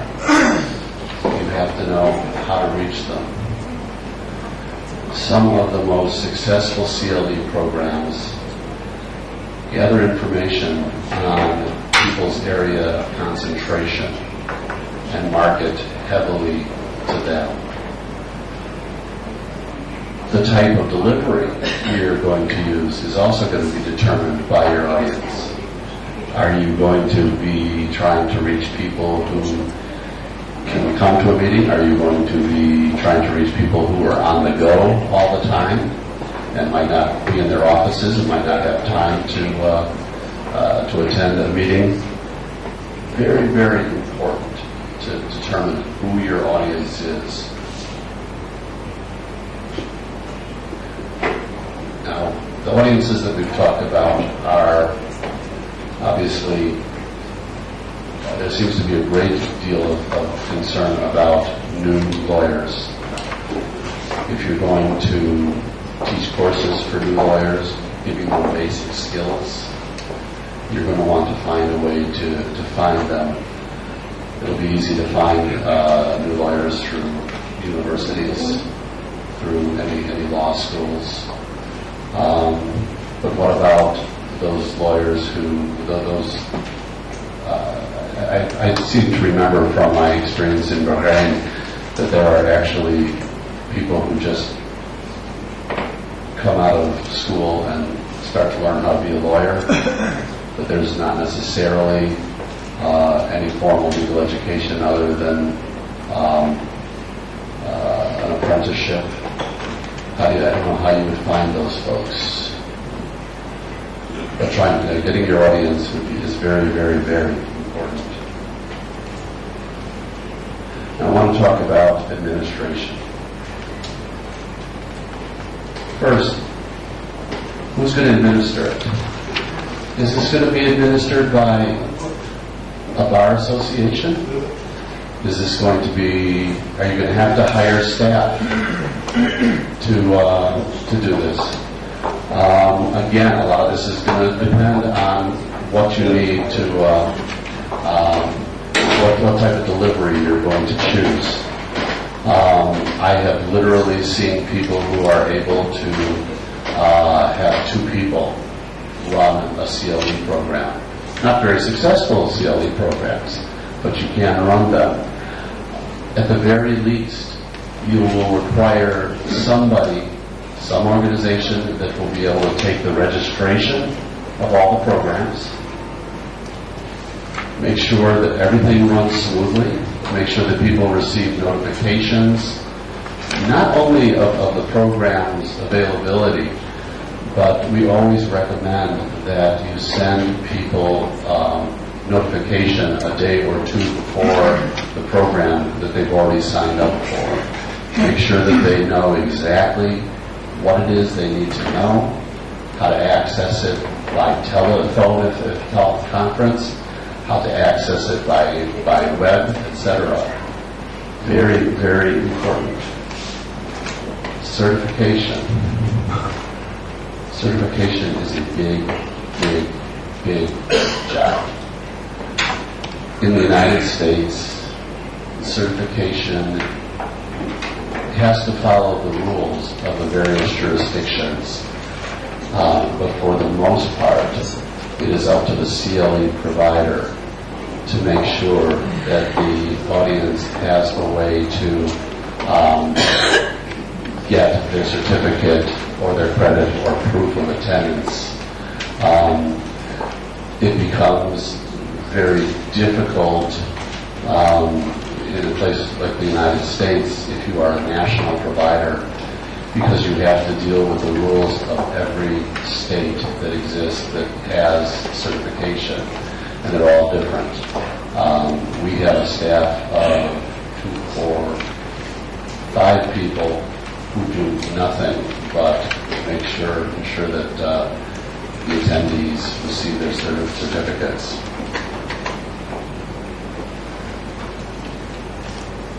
Yes? Yes.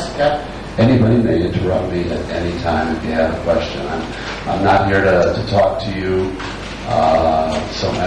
Your experiences are just as important. It's a question more around certificates.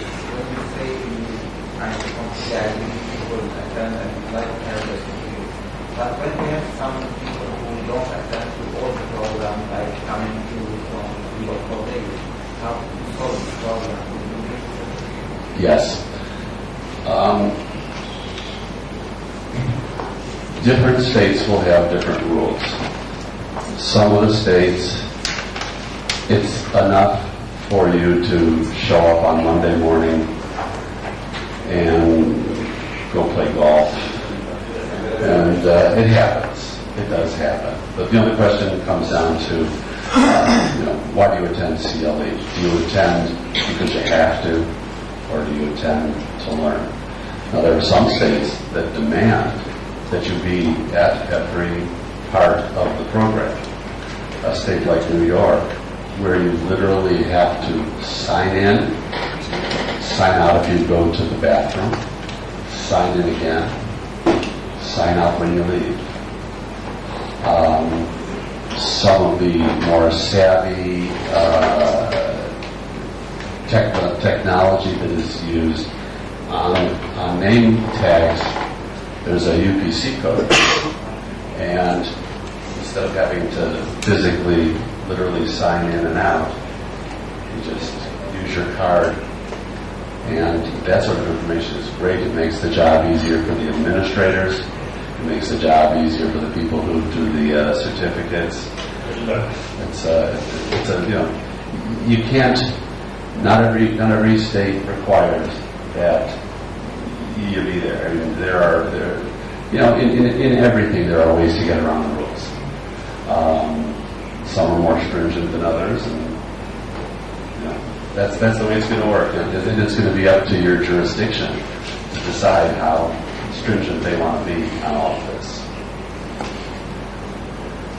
Program evaluation is a very, very important element of successful programs.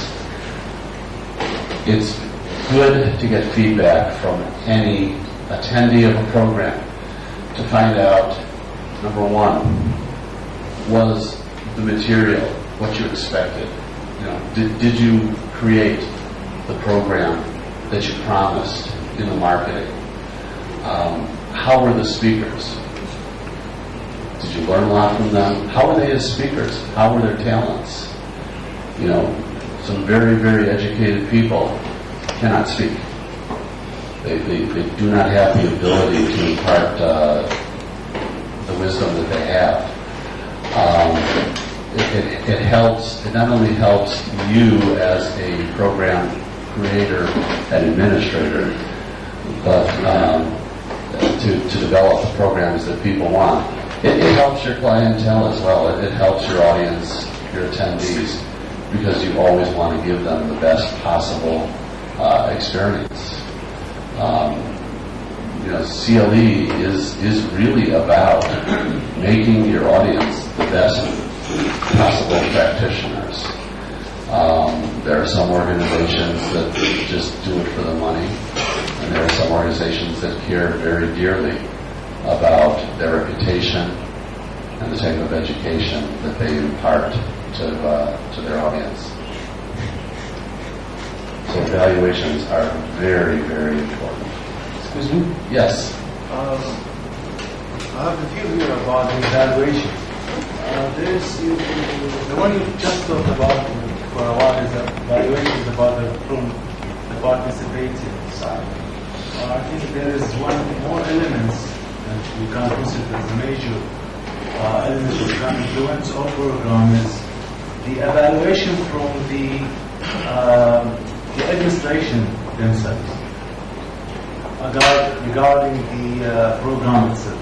I mean, it's going to be two evaluation sheets, one from participants and the other from the administrations of institutes, for example, to evaluate all the elements in the programs from the lecturer and from the participants themselves, how they exchange and interact with each other. Let me ask you a question. That's a very good thought. Now, I think that it's important. Who would fill out the forms? Would it be the administrators wanting to evaluate how the program went? Yeah. How about as part of the participant evaluation? I don't think we do this, but how well they work with the administration might be of value as well. I think within our regular course of our programming, that more or less comes about informally after the program. The faculty, the administrators will discuss the program. So it's not so much a formal form as it is a discussion. And it's easier to do that on a smaller scale when you're dealing with 10,000 acres, and probably less cumbersome on them than having them fill out a form. In the federal judicial education or lawyer education, we also do a debrief session, we call it, where the faculty meet. Often it will be at or after dinner in the evening of the last day. We've done this sometimes in a WebEx or internet-based conference a day or two later, because the faculty usually have to travel back to their locations. But the debrief, I think, is very important because you have quite a team putting the CLE on. You have the administrators and the faculty and the participants, the meeting room providers. There's a lot of feedback, so you may want to split up some of that debriefing, or you may want to have the faculty speak directly to the administrators. There are different ways of doing that, but I think that's very important for the next time, especially if you're going to repeat a program in the future. Those debrief notes from faculty may be something you'll want to preserve for the next group of faculty in the next presentation of that session. I think the important thing is the preservation. So much of what we do program after program, year after year, is passed down verbally. You'll remember that one speaker said something that wasn't so good. Maybe 2 years later, nobody will remember that, and use the same speaker who then ends the entire class. So I think records keeping is then a pretty important part of it. Yes, sir. Yes, I think it should be working on, by the three. Well, first from the administration, the three evaluation sheets. First, as it works in some schools and states and University of Bahrain, for example, 3 sheets. One from the administration and one from the participants, and most importantly, I think from the instructors and faculty. Because this is actually going to help even the administration later on to know what standard of students or what standard of newcomers to the next level and who's going to stay there. For example, our experience with legal and judicial institute in Bahrain, we covered, we did a training for the young lawyers in March and April of this year. We missed the evaluation of inspectors to the lawyers.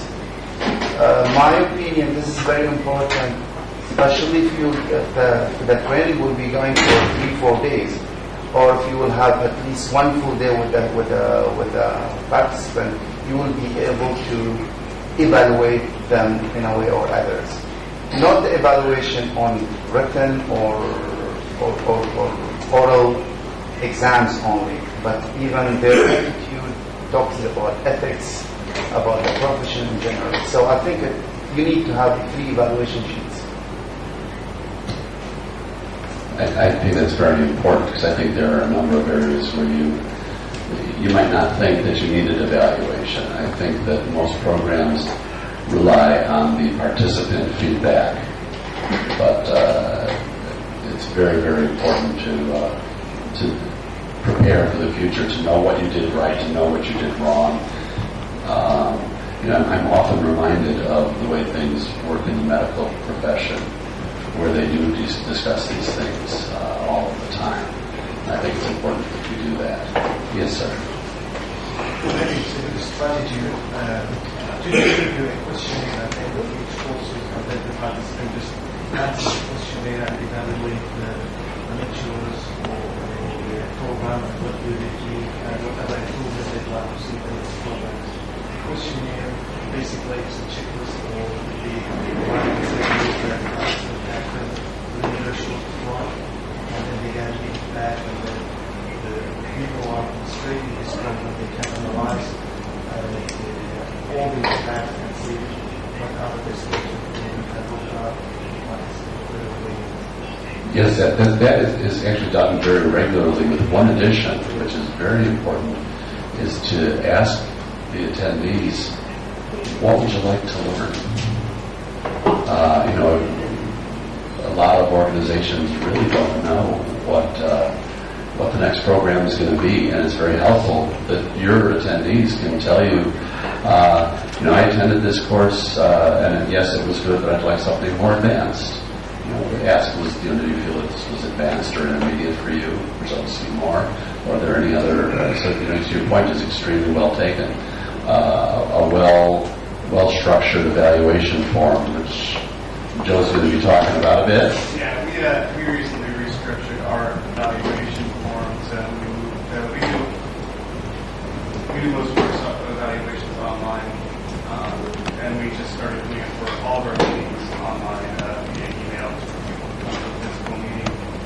And it took us about 6 months to really consider what we wanted to ask about every single course, so we could compare courses based on the same set of basic questions. But I was just going to mention some things about some of these online tools.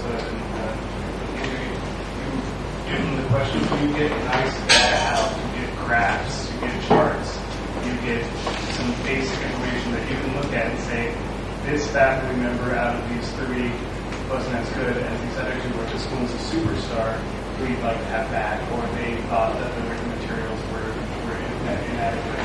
And they can be really valuable tools going back in the future. When you're considering doing similar topics, similar faculty members, similar subjects, and good recognition of what goes on. Yes, sir. هناك مسألة أساسية ودقيقة في عملية التقييم، هو مسألة الاستمارة وتحديد الأسئلة مراد توجهها للمستفيد إلى التسويق.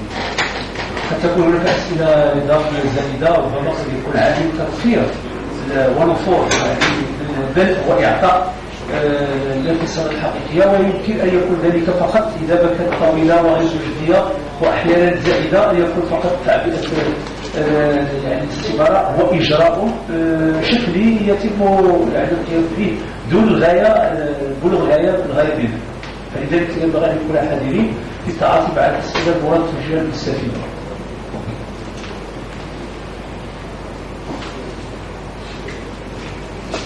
I agree with you. You don't ever want to put an undue burden on any of your attendees. I think one other thing that we are talking about evaluations, some basic evaluation questions can also be used before a program starts. If you have a list of registrants who you know are coming, you can set up an evaluation or a questionnaire where they provide some basic feedback that can be used during your final training stages to be sure that you're addressing what they expect or what they want you to address. Yes, there are many faculty members who will actually set up an email account just for questions prior to the program so that they know that they are reaching the needs of the people who will be listening to them. A very good point. Yes, sir. أعتقد أن التقييم مهم جدا بإشراك المشاركين. لماذا؟ هو للتأكد من حصول التلقين الصحيح ومدى وصول اتصال المعلومات إلى هؤلاء المشاركين، ومن ثم معرفة مدى تحقق الهدف المنشود وهو تحقيق التكوين المستقبلي. وهذا التكوين قضية التقييم مهمة لمعرفة التلقين الصحيح. مشكور.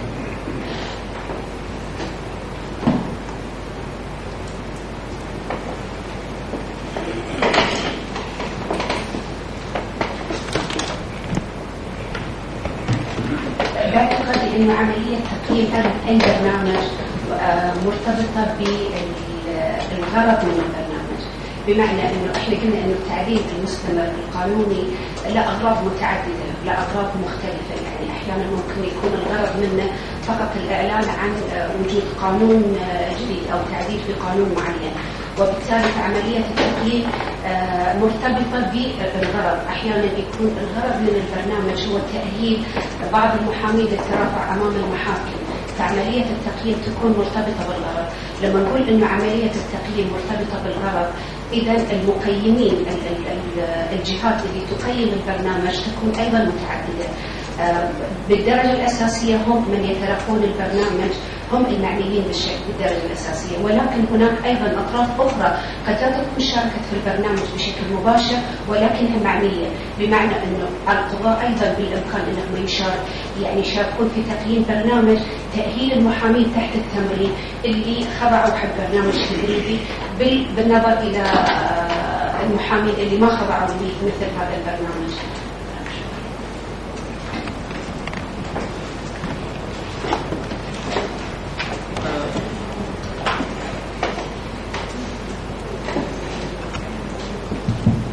فيما يتعلق بتقييم البرنامج الذي أراكم ربما أن الهدف الأساسي للتقييم هو تحسين الأداء لمعرفة نقائص كل تكوين وما هي الاقتراحات حتى يكون المتلقي لا يكون فقط في موقف سلبي يأخذ فقط، وإنما يكون هناك أخذ وعطاء.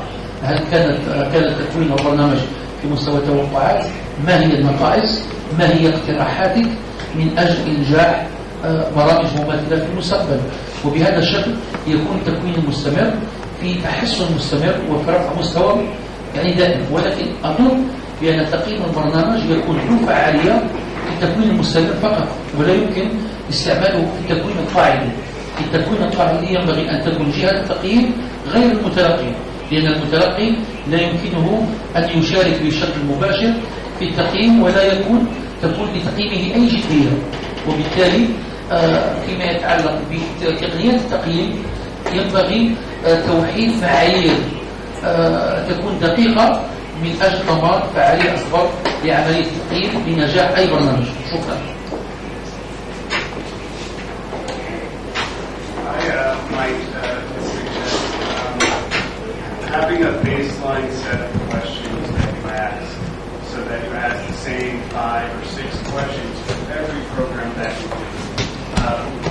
So you can compare program to program that would be easily on the same scale.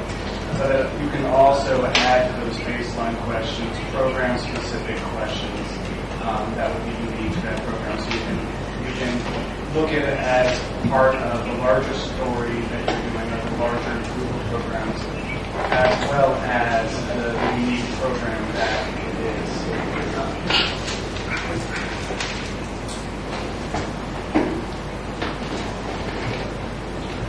Thank you very much for all those questions. It's raised a number of important issues. I would not disagree with anybody who believes that the audience's evaluation is the most important of all. I think you learn more about what you did right and what you did wrong from an outside source. But it's also very important, as it was pointed out, that there should be some internal evaluation as well. I like to know how things went. As the head of a group that does over 300 CLE programs a year, it's important for me to know, did the vendor you were working with perform well? We have to hire a vendor to provide the telephone access in teleconferences. Did they do their job properly?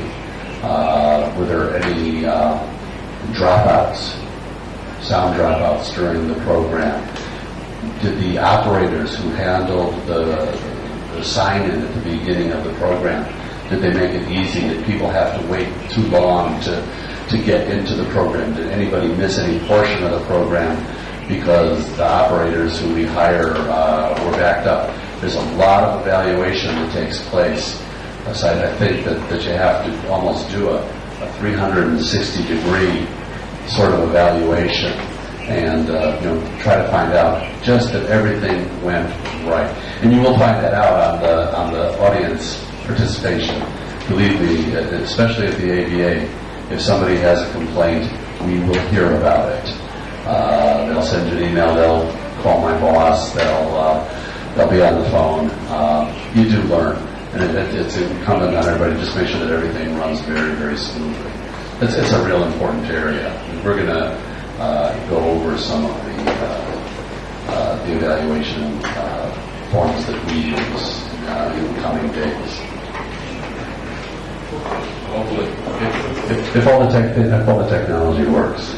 Yes, sir. Of course, as you can see, evaluation issue is always important and very delicate. But I would like to ask about evaluation during training. That would be possible. Like we had some kind of experience in Lebanon. We had a training for like 10 days. So it's a long-term training, and it happens that after 2 days, we found out in the association that what they are talking about is exactly what we were looking for. This kind of training, people who were willing to train very professional people, they were ready to change, we changed everything, and it happened smoothly. But it was a group like 10 persons. Do you think this is feasible when we are making a continuous education for a big number of persons to change during the process, or it will be, or everybody, so it's better to keep it as and see after the beginning? That's a very interesting question, because different organizations will approach it in different ways.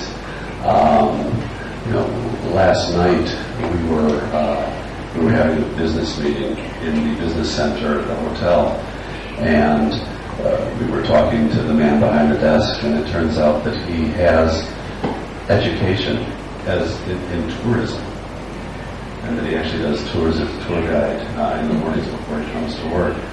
And it felt very good to know that somebody was educated properly. The fact that he had gone to school, had gone to university to learn how to do this right. There will be other organizations that just want to pop trainers out quickly. I don't know how, and maybe I know you want to say something here. I don't know how quickly people can, people are all different. I don't know how well a 10-day training course works. Well, and the issue is on-site, in-process evaluation. And if you notice, one of the things that we did this morning was to ask you what you expect to receive from this conference. There are some topics we are probably going to add. I think 80 to 90% of what you said is already in this agenda somewhere. You want to take it home, we intend to deliver it. But there were some significant items that were not in our agenda. There are at least one or two, the issue of implementation of a mandatory program and the authorization for that may have to be delayed. But we are going to have a faculty meeting at the end of every day where we will talk about these things. And in every discussion session that we have right now is probably shaping what we'll have for the future in this course. So that's one very important way to reshape and evaluate and process is to have discussion as you go. It's a little bit hard for faculty or course designers to plan for that. Our intention is to deliver information. That's not training. Training is delivery of information that is desired and can be effectively used and retained for that use.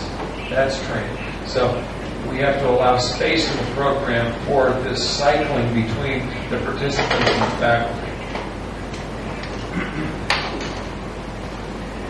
Well, and I think, to your question a little more specifically, this program is designed to be relatively interactive, where you can hear what you say and what you ask. So it's relatively a natural part of this program that will revise based on what you're saying. But the more formal CLE program, you have experts and you have non-experts who are there to learn, maybe a more formal method might need to be set up, whether it's a way to submit questions or a couple of times where just people ask questions at a dedicated portion during the day, or paper survey, or electronic survey.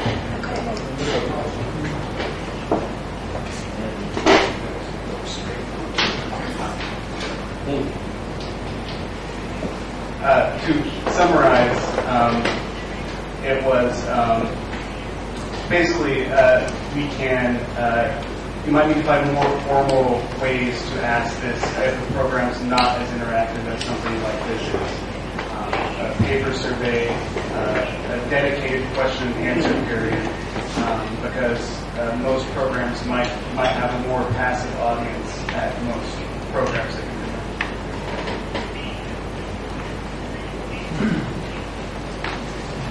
do that. Did that help? Yes, of course you have. As a matter of fact, on the LTE number where you are always ready to make change now.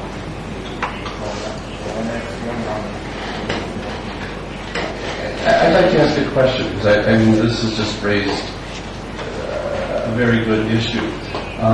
For those of you who do training, who train the trainers, I'm very curious to hear from you as to what sort of programs you have and how long they last, and whether you think they are effective or not.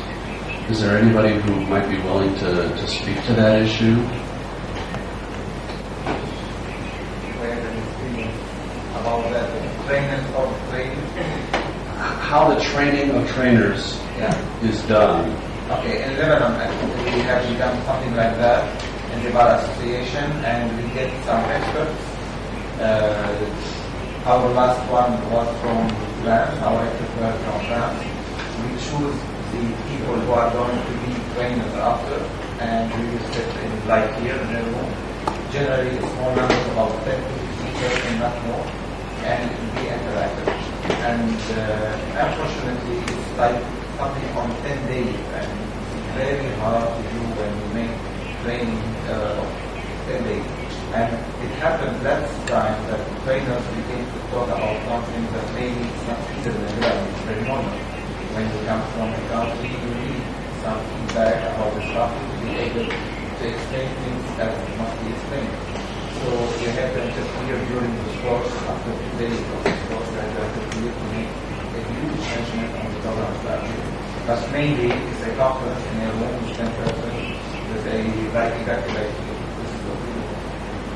And just on an average of the 10 persons, how many of them do you think go on to become very good trainers, very effective trainers? It's very hard to tell, really. But it's very hard to tell for 2 reasons. First reason, I think we share all the things that's very new in Lebanon. So we cannot say until now that those people are good or not because we didn't try all these people or we didn't have a team. The other issue, and this is another problem, all the expertise would not be in such training sessions. So we are always getting other people from outside the Bar Association, which should be lawyers, but not who didn't get this training, and they are experts in Lebanon. So it's hard to tell now, but I believe if I can judge our last things we have done, like 30 to 30% of those people can be training for after good training. I love myself to judge them. I think as well it's very important for us here to distinguish between the both issues, program evaluation and participant or recipient evaluations. I mean, you could have a really, could have an excellent program to indicate the participant, however, for some technical reasons or some other reasons, you may not be able to deliver these points or these, for example, information that want to deliver to the recipients. Also, it could vary between the participants. I mean, some of them may be competent and they will get it straight away. Some of the participants as well will have difficulties understanding what the program is really about. So you could have one of the best programs to basically on legal education, however the participant for some reason they can't get that basic idea that's trying to deliver. So it doesn't mean you have an excellent program that everyone going to get the same benefits. So we have to focus on that too. I think it's very important to address these two issues. Yes, sir. شكرا. في البداية يعني أضم صوتي للزميل اللبناني فيما يتعلق الدورات الخاصة بتدريب المدربين، لأننا تلقينا في الجزائر تجربتين. تلقينا دورات تدريبية مع الفرنسيين، فكانت نفس المشكلة، عبارة عن محاضرات كلام كثير يجلب النعاس للمشاركين، فتم تدريب المدربين على الصبر على النعاس في الدورات الطويلة. يعني بصراحة فلم تكن هناك أي فائدة، وكان في النهاية توزع اختبارات لاقتراح عن أسئلة متطلبات، وتنتهي الدورة لمدة أسبوع بكل صراحة تكاد تكون فارغة. وكان قد شارك معي في هذه الدورات بعض أساتذة الحضور مثل أمثال الأستاذ لمطاعي والأستاذ نور. في حين تلقينا دورات تدريبية أخرى مع زملاء يعني أمريكان في المعهد العربي لحقوق الإنسان بتونس بتكوين من مؤسسة وفود، وكذلك دورات تدريبية مع EBA لتكوين المكونين مع الأستاذ سيجل الذي تحدثت عنه، كانت أكثر فعالية. كيف ذلك؟ كانت بطريقة انتراكتيف، يعني مشاركة، كانت في طريقة فيها عمل ورشات. في تونس مثلا كان الموضوع حول العدالة الانتقالية، لم تكن لدينا أي فكرة حول يعني العدالة الانتقالية، فتم توزيع علينا قوانين ونظم الدول التي عالجت المشكلة، توزيعنا إلى ورشات صغيرة، كل ورشة تقدم اقتراحاتها تحليلها.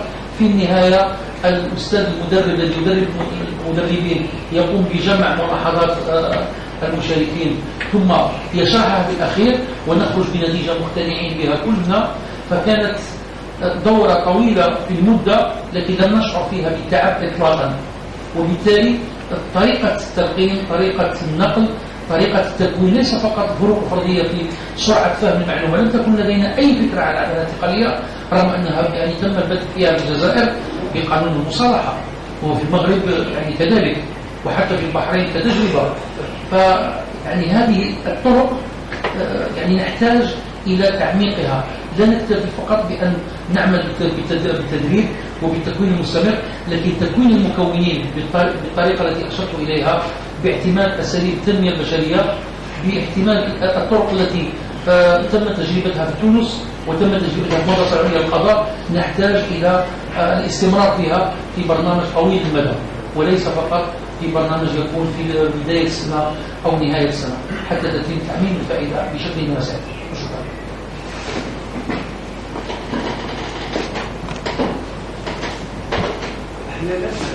أحيانا حينما يتم اعتماد الأساتذة أو خبراء الأجانب كشركاء لتكوين مكونين، نقول أنا غالبا ما يتم الحديث هذا الخبير عن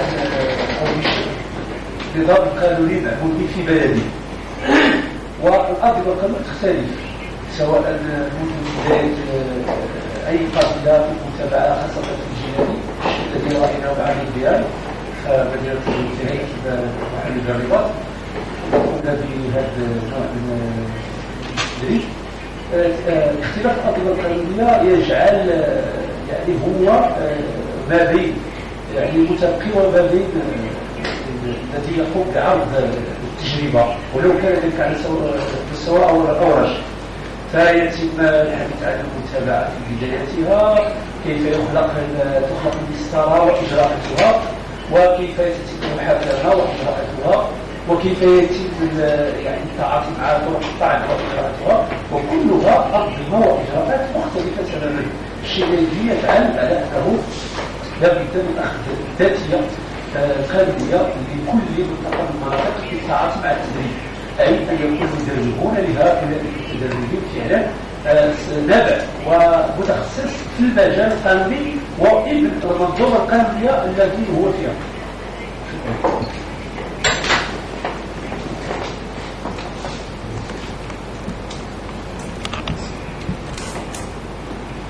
أعتقد أن في برامج التكوين وتغيير نجاح تغيير البرامج هو فيه شروط. الشرط الأول أعتقد أن يكون فيه اختيار المواد، يعني مرحلة أعتقد مهمة.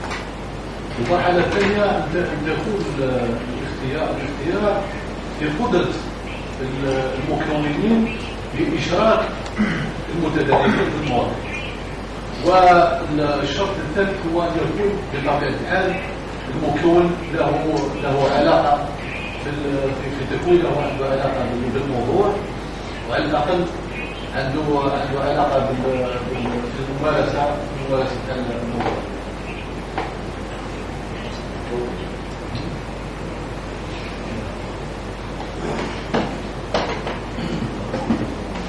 اسمح لي سيد المحاضر، حبيت استفسار. لازم نفرق ما بين المكون والمتكون، يعني المتربص.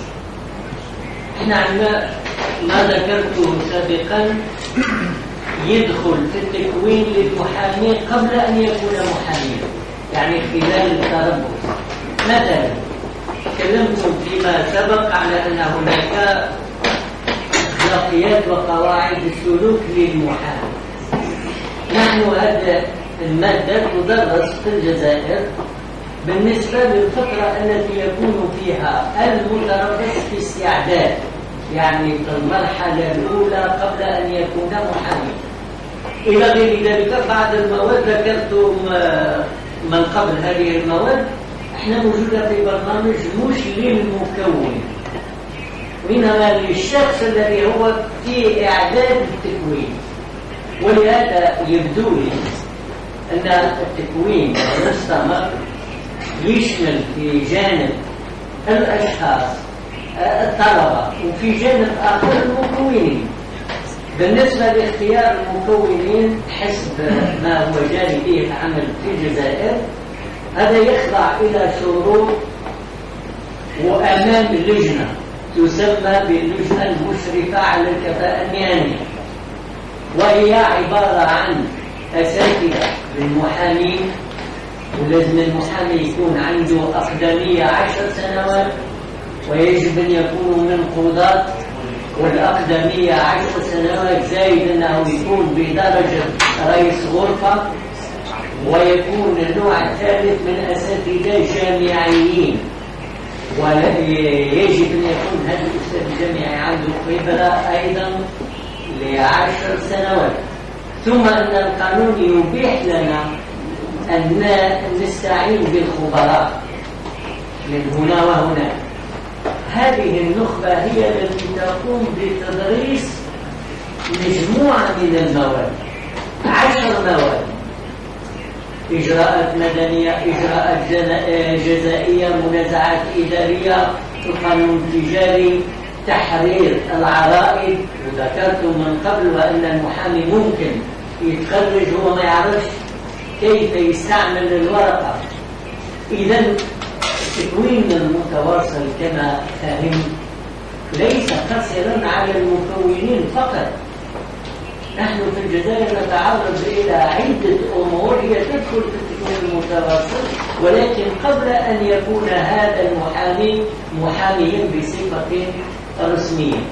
خلال عام لدينا إلزاميا الطالب يجب أن يتحصل على الحجم الساعي 660 ساعة تدريس، ومقسمة فيها محاضرات وفيها أعمال تطبيقية داخل أفواج مجموعات. لأنه يستحيل إحنا عندنا عدد كثير أن نجمعهم في قاعة واحدة. ثم عندنا حتى ما يسمى بالمحاكمة الافتراضية، يعني تشكل محكمة من طلبة ومحامين وقضاة في مدرج كبير يحضر أغلبية الطلبة حتى يأخذ المتربص فكرة على قضية في الجنح أو الجنايات إلى آخره. إذا يعني التكوين المتواصل يبدو لي يشمل المكونين والطلبة. وشكرا.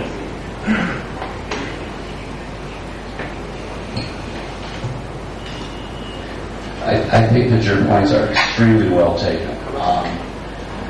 In the United States law schools, they do teach legal writing, how to draft briefs. They do have some opportunities, but not a lot of opportunities, regarding the actual practice of law.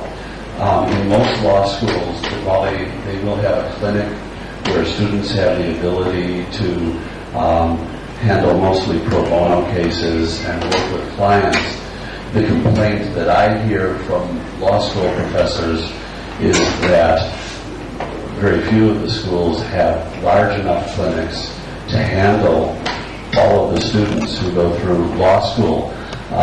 My experience, I was in a class of 200 people, and our clinic could handle 13 students. So you know, it sounds like you're well ahead of what a lot of schools in the United States wishes they had. There was one other issue that I thought was very interesting is when I was at the Critical Issues Summit, there were some law school professors who asked whether law school might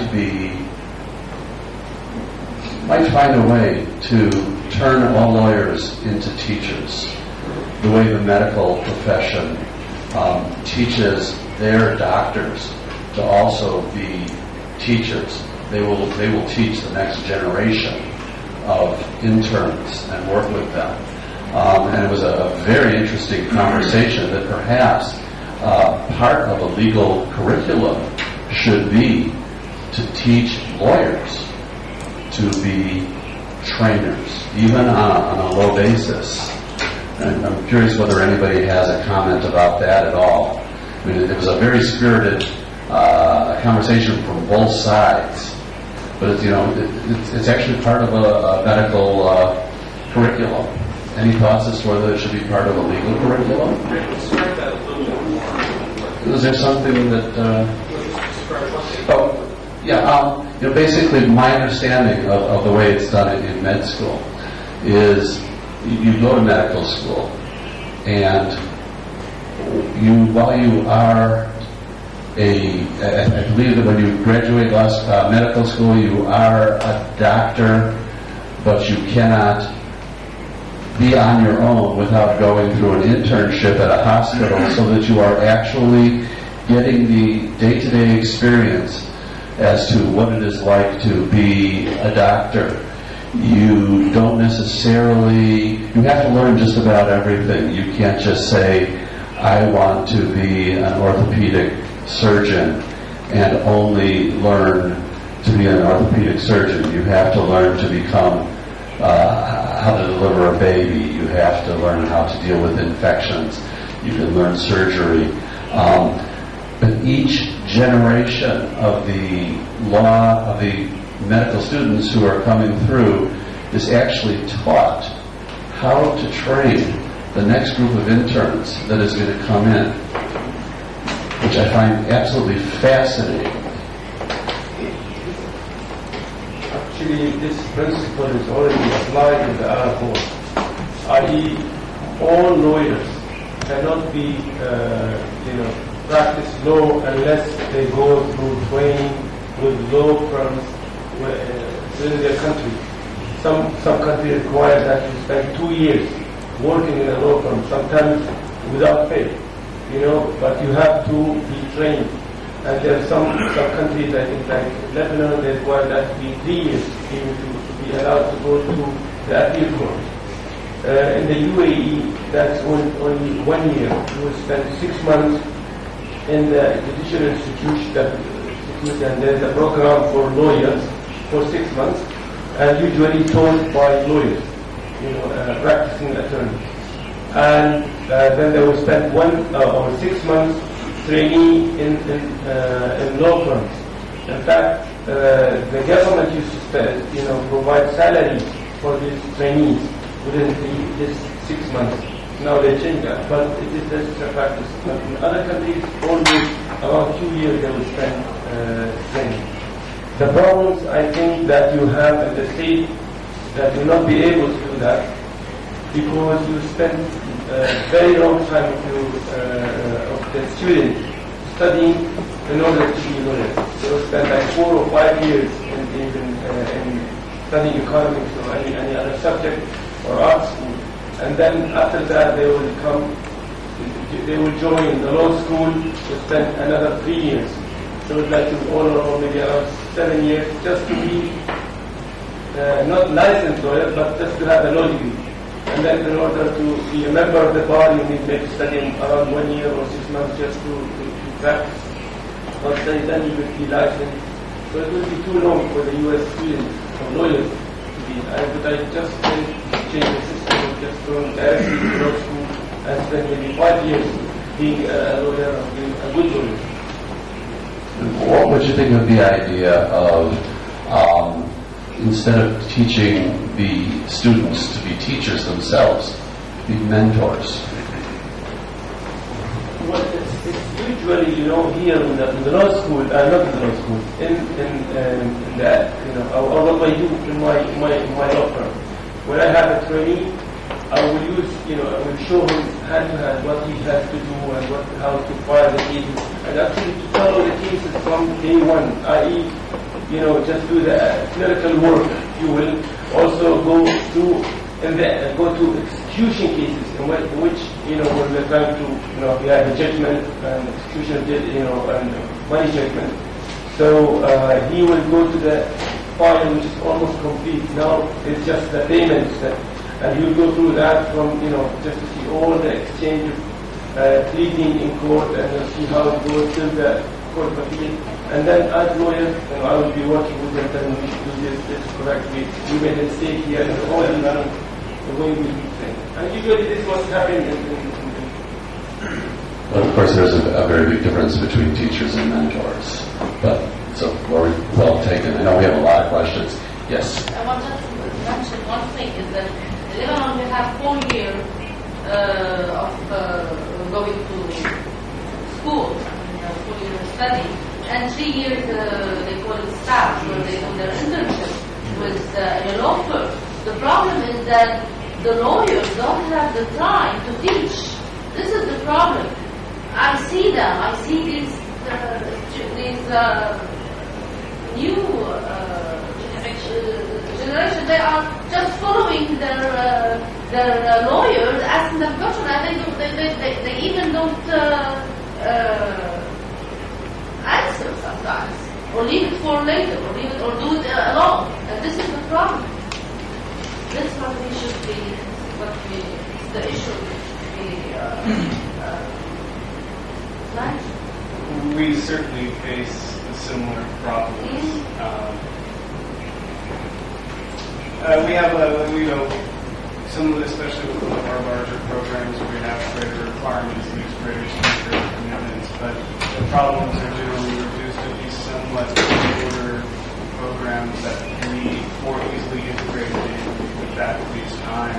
Something that's done, they can do from their office with a couple of planning calls, can really help get more participation, more buy-in from your experts, the people you have speaking, and also make it easier for participants to attend. Sorry, just a very important point. Certainly. Also, there are lots of points as well. They wouldn't give you trade secrets. Purposely. I'm not sure that's training, but I understand completely.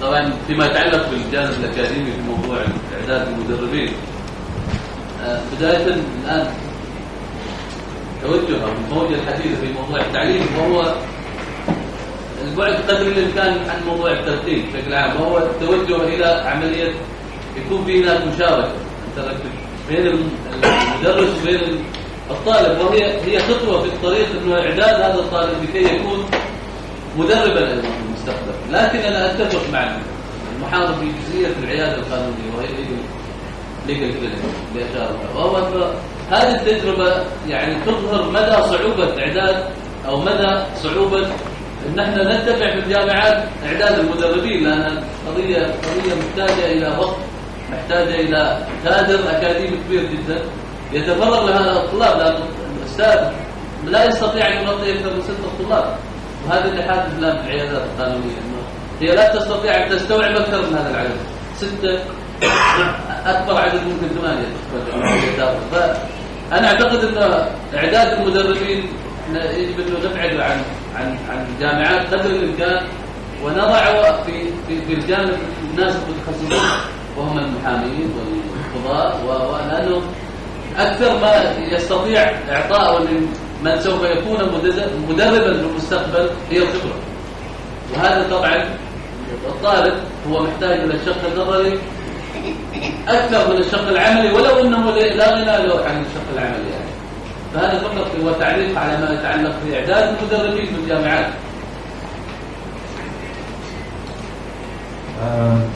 I apologize because I keep the translation keeps going, so that's why there's time in between. I think the problem is lying, when we try to create the trainer and the university itself, because in the college we have many numbers of students, and I gave an example for the legal clinic. In the legal clinic, maximum number we can accept is 80 students, whereas if I give my grade as example, I have 640 for each field, for example. So I think there is big difficult for the university to be an institute to what's called to make a trainer for training. But the modern ways for the ways of teaching now to create some skills for the student to be a trainer in the future. Yes, but I think it's a very important point that trainers have to be taught generational differences.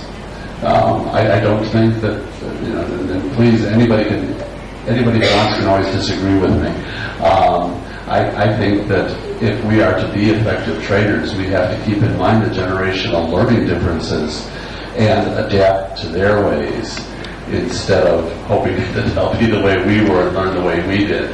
But your point is very well taken. I know we have a lot of questions. I want to take, as I saw hands going up. Yes, sir. شكرا. أعتقد أنه لابد أن نرجع للنقطة الأساسية، لأنه أظن أن المفروض أن نتكلم عن تكوين المستمر. التكوين المستمر يختلف عن الأمر الذي نتحدث فيه الآن، بمعنى قبل أن يكون الشخص محاميا أو غير ذلك، وإنما هذه مسألة أولية. نحن نتكلم عن تكوين المستمر وهي المرحلة الثانية بعدما يكون الشخص محاميا، ويجب تخصيص وقت ما لمواكبة التطور الذي تكلمتم عليه في المحاضرة، سواء التطور الحاصل مع الترسانة القانونية الجديدة إلى غير ذلك. ولهذا أعود إلى السؤال الرئيسي وهو كم يستغرق الوقت. ولهذا أعتقد المشكل لا يطرح بشكل كبير بالنسبة للقضاة، ولكن يطرح بالنسبة للمحامين. والسبب في ذلك هو أن المحامين، وأعتقد أن الأمر عام، يهتمون بقضاياهم أكثر من التكوين. ولهذا لابد من محاولة التحسيس من قبل منظمات المحامين والجمعيات إلى غير ذلك بأهمية أخذ قسط من التكوين، ولا يجب أن يعتقد المحامي أنه انتهى مكون وانتهى، وإنما ينبغي أن يواكب التطور الحاصل. ولهذا أعتقد أن الأمر ينصب في هذه النقطة، وهي محاولة تحسيس المحامين بأهمية التكوين. ولهذا الوقت الذي يستغرق هو في مدى قابلية بالنسبة للمحامين في تقبل هذا التكوين في حد ذاته.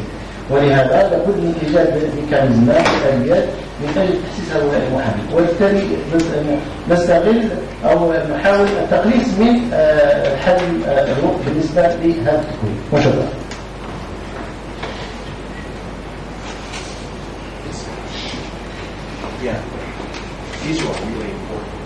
هل يمكن في بعض الأحيان النظر إلى هذه الجهة؟ هل يمكن في بعض الأحيان النظر إلى هذه الجهة؟ عندي أكثر من نص ساعة وأنا أرفع على صبعي ليتكلم ولم نحظى بذلك. I apologize. I tried to be fair. I promise to take you next after her. أنا اللي بدي أقوله بس إنه لازم نشتغل على الأساتذة بالجامعات. بالنظام اللبناني نظام التدريس مادة الحقوق بالجامعة اللبنانية تحديدا، الطالب يجب يعمل حقوق عليه إنه يختار يحدد بأول السنة إذا كان رح يكون محامي أو كاتب عدل أو أي مادة يعملها. بالنظام الاساسي نحن اللي عم نعاني منه كاصحاب مكاتب انه اللي عم يتخرجوا من الجامعات عم يجوا لعنا ما بيعرفوا يعملوا البحث القانوني، ما بيعرفوا يراجعوا الشهادات الموجوده. بالتالي يجب الشغل على الاساس بالجامعه وبزياده يعني تدريبهم على النواحي العمليه يشتغلوا عليها على الطلاب لحتى هالطالب هالمتخرج من الحقوق يفوت على نقابة المحامين يكون عنده نظري وشق من العملي. المكتب بيكون بس دوره انه يوصل له المعلومات العمليه يلي اخذها هو اوريدي من الجامعه. انا بتاسف كثير من الزميل، انا بشوف انه لازم ينشغل على اساتذه الجامعه بدء لانه بيجوا لعنا من الجامعات ما عندهم لا النظري ولا العملي للاسف.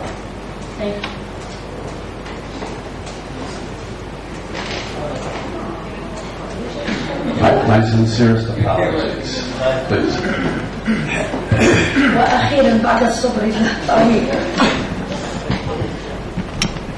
أنا فقط أريد أن نرجع إلى ما نحن موجودين من أجله اليوم في هذه الورشة، وهو التعلم كيف يجسد في أرض الواقع وفي كنت بسمع باللغة الإنجليزية. إذا قلت أريد أن نركز على ما نحن موجودين فيه من أجله هنا، هو التكوين المستمر.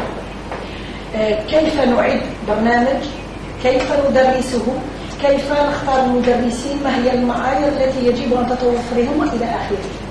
إلى أنني ألاحظ أننا بسماعنا إلى التجربات البلدان المختلفة الموجودة هنا ما وجدنا إجابة مباشرة لتساؤلاتنا، لأن مثل ما تفضل زميلي ما قبل ممارسة الميدان هذا من شأن الجامعة. نحن في مؤتمر يتعلق بالتكوين المستمر مما يفترض أن المحامي هو في الميدان وعليه أن يتكون حتى يواكب التغييرات الاقتصادية القانونية وإلى آخره.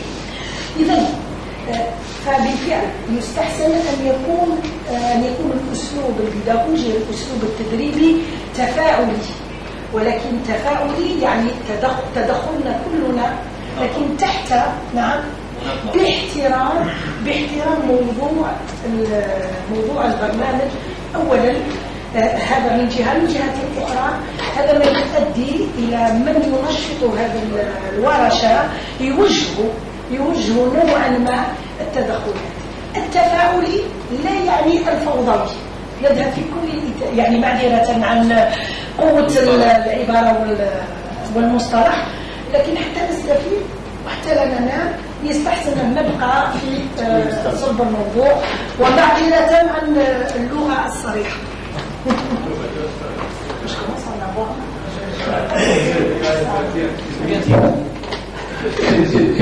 It is our intention that the very beginning of this program is just to bring up some issues. The questions will be answered. There will be interaction. We have experts in this room who know how to trade very, very well.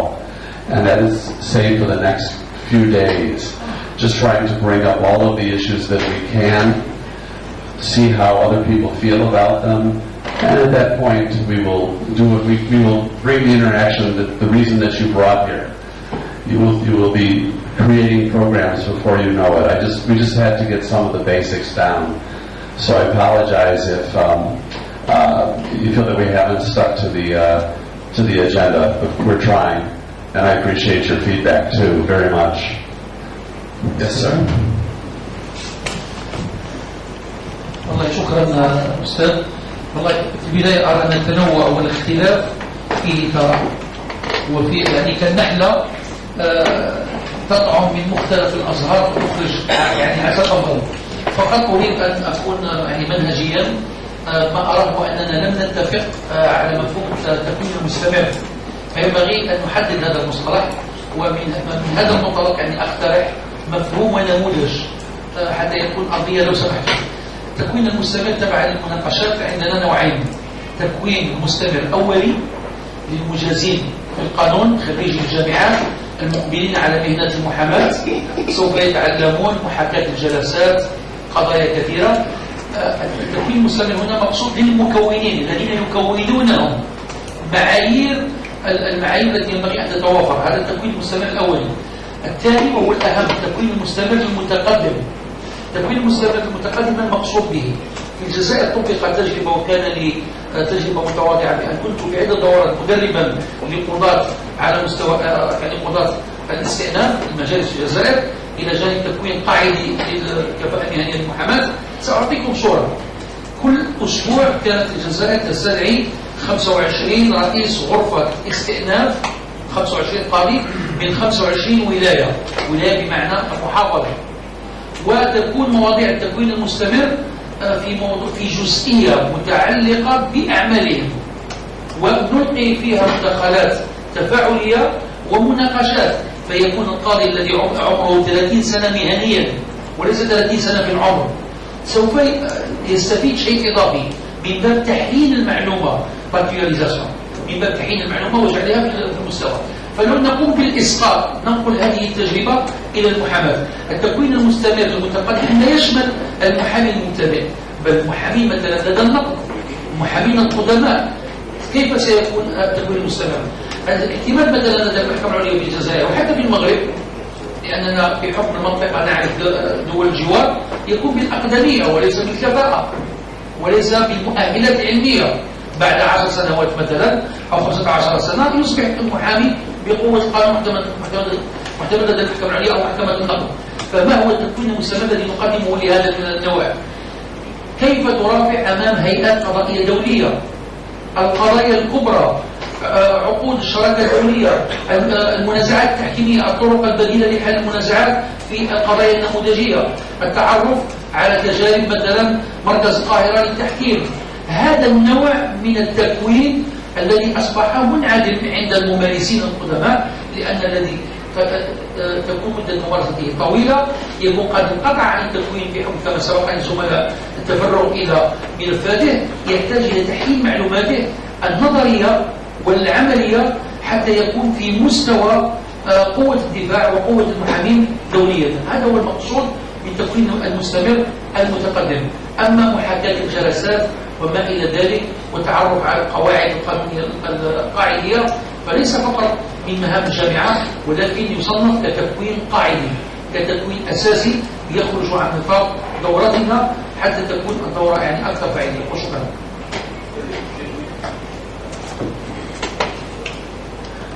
Thank you very much. Let me take this off.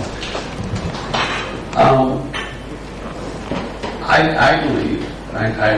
do believe that the focus of this program is that continuing legal education is for everybody. Doesn't matter whether you're a new lawyer or an old lawyer or a judge, that continuing your education in the law is very important for all, no matter where you are in your practice. The question that arises, and I remember from the Bahrain program also, was the concern of a number of the attendees that as much as continuing education might be needed for older lawyers, that there might be some pushback, that some older lawyers would not want to be told that they had to continue their education. And I heard that quite a bit. Is that the case in some of your jurisdictions?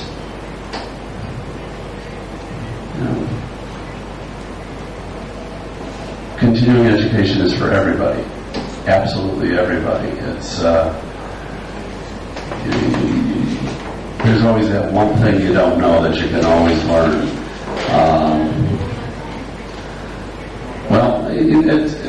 I understand your point. I don't know if you all heard it, she said, but they don't have time. Same complaint occurred in the United States every time a state became a mandatory state. But what they did is they gave you a long enough time period with a minimum number of hours that just about anybody could fit it in. Let's say over a 3-year period, 16 hours. If this was a continuing legal education program right here for which you would get credit, you would all get your credit right now. Everyone would have met that for the next 2 years.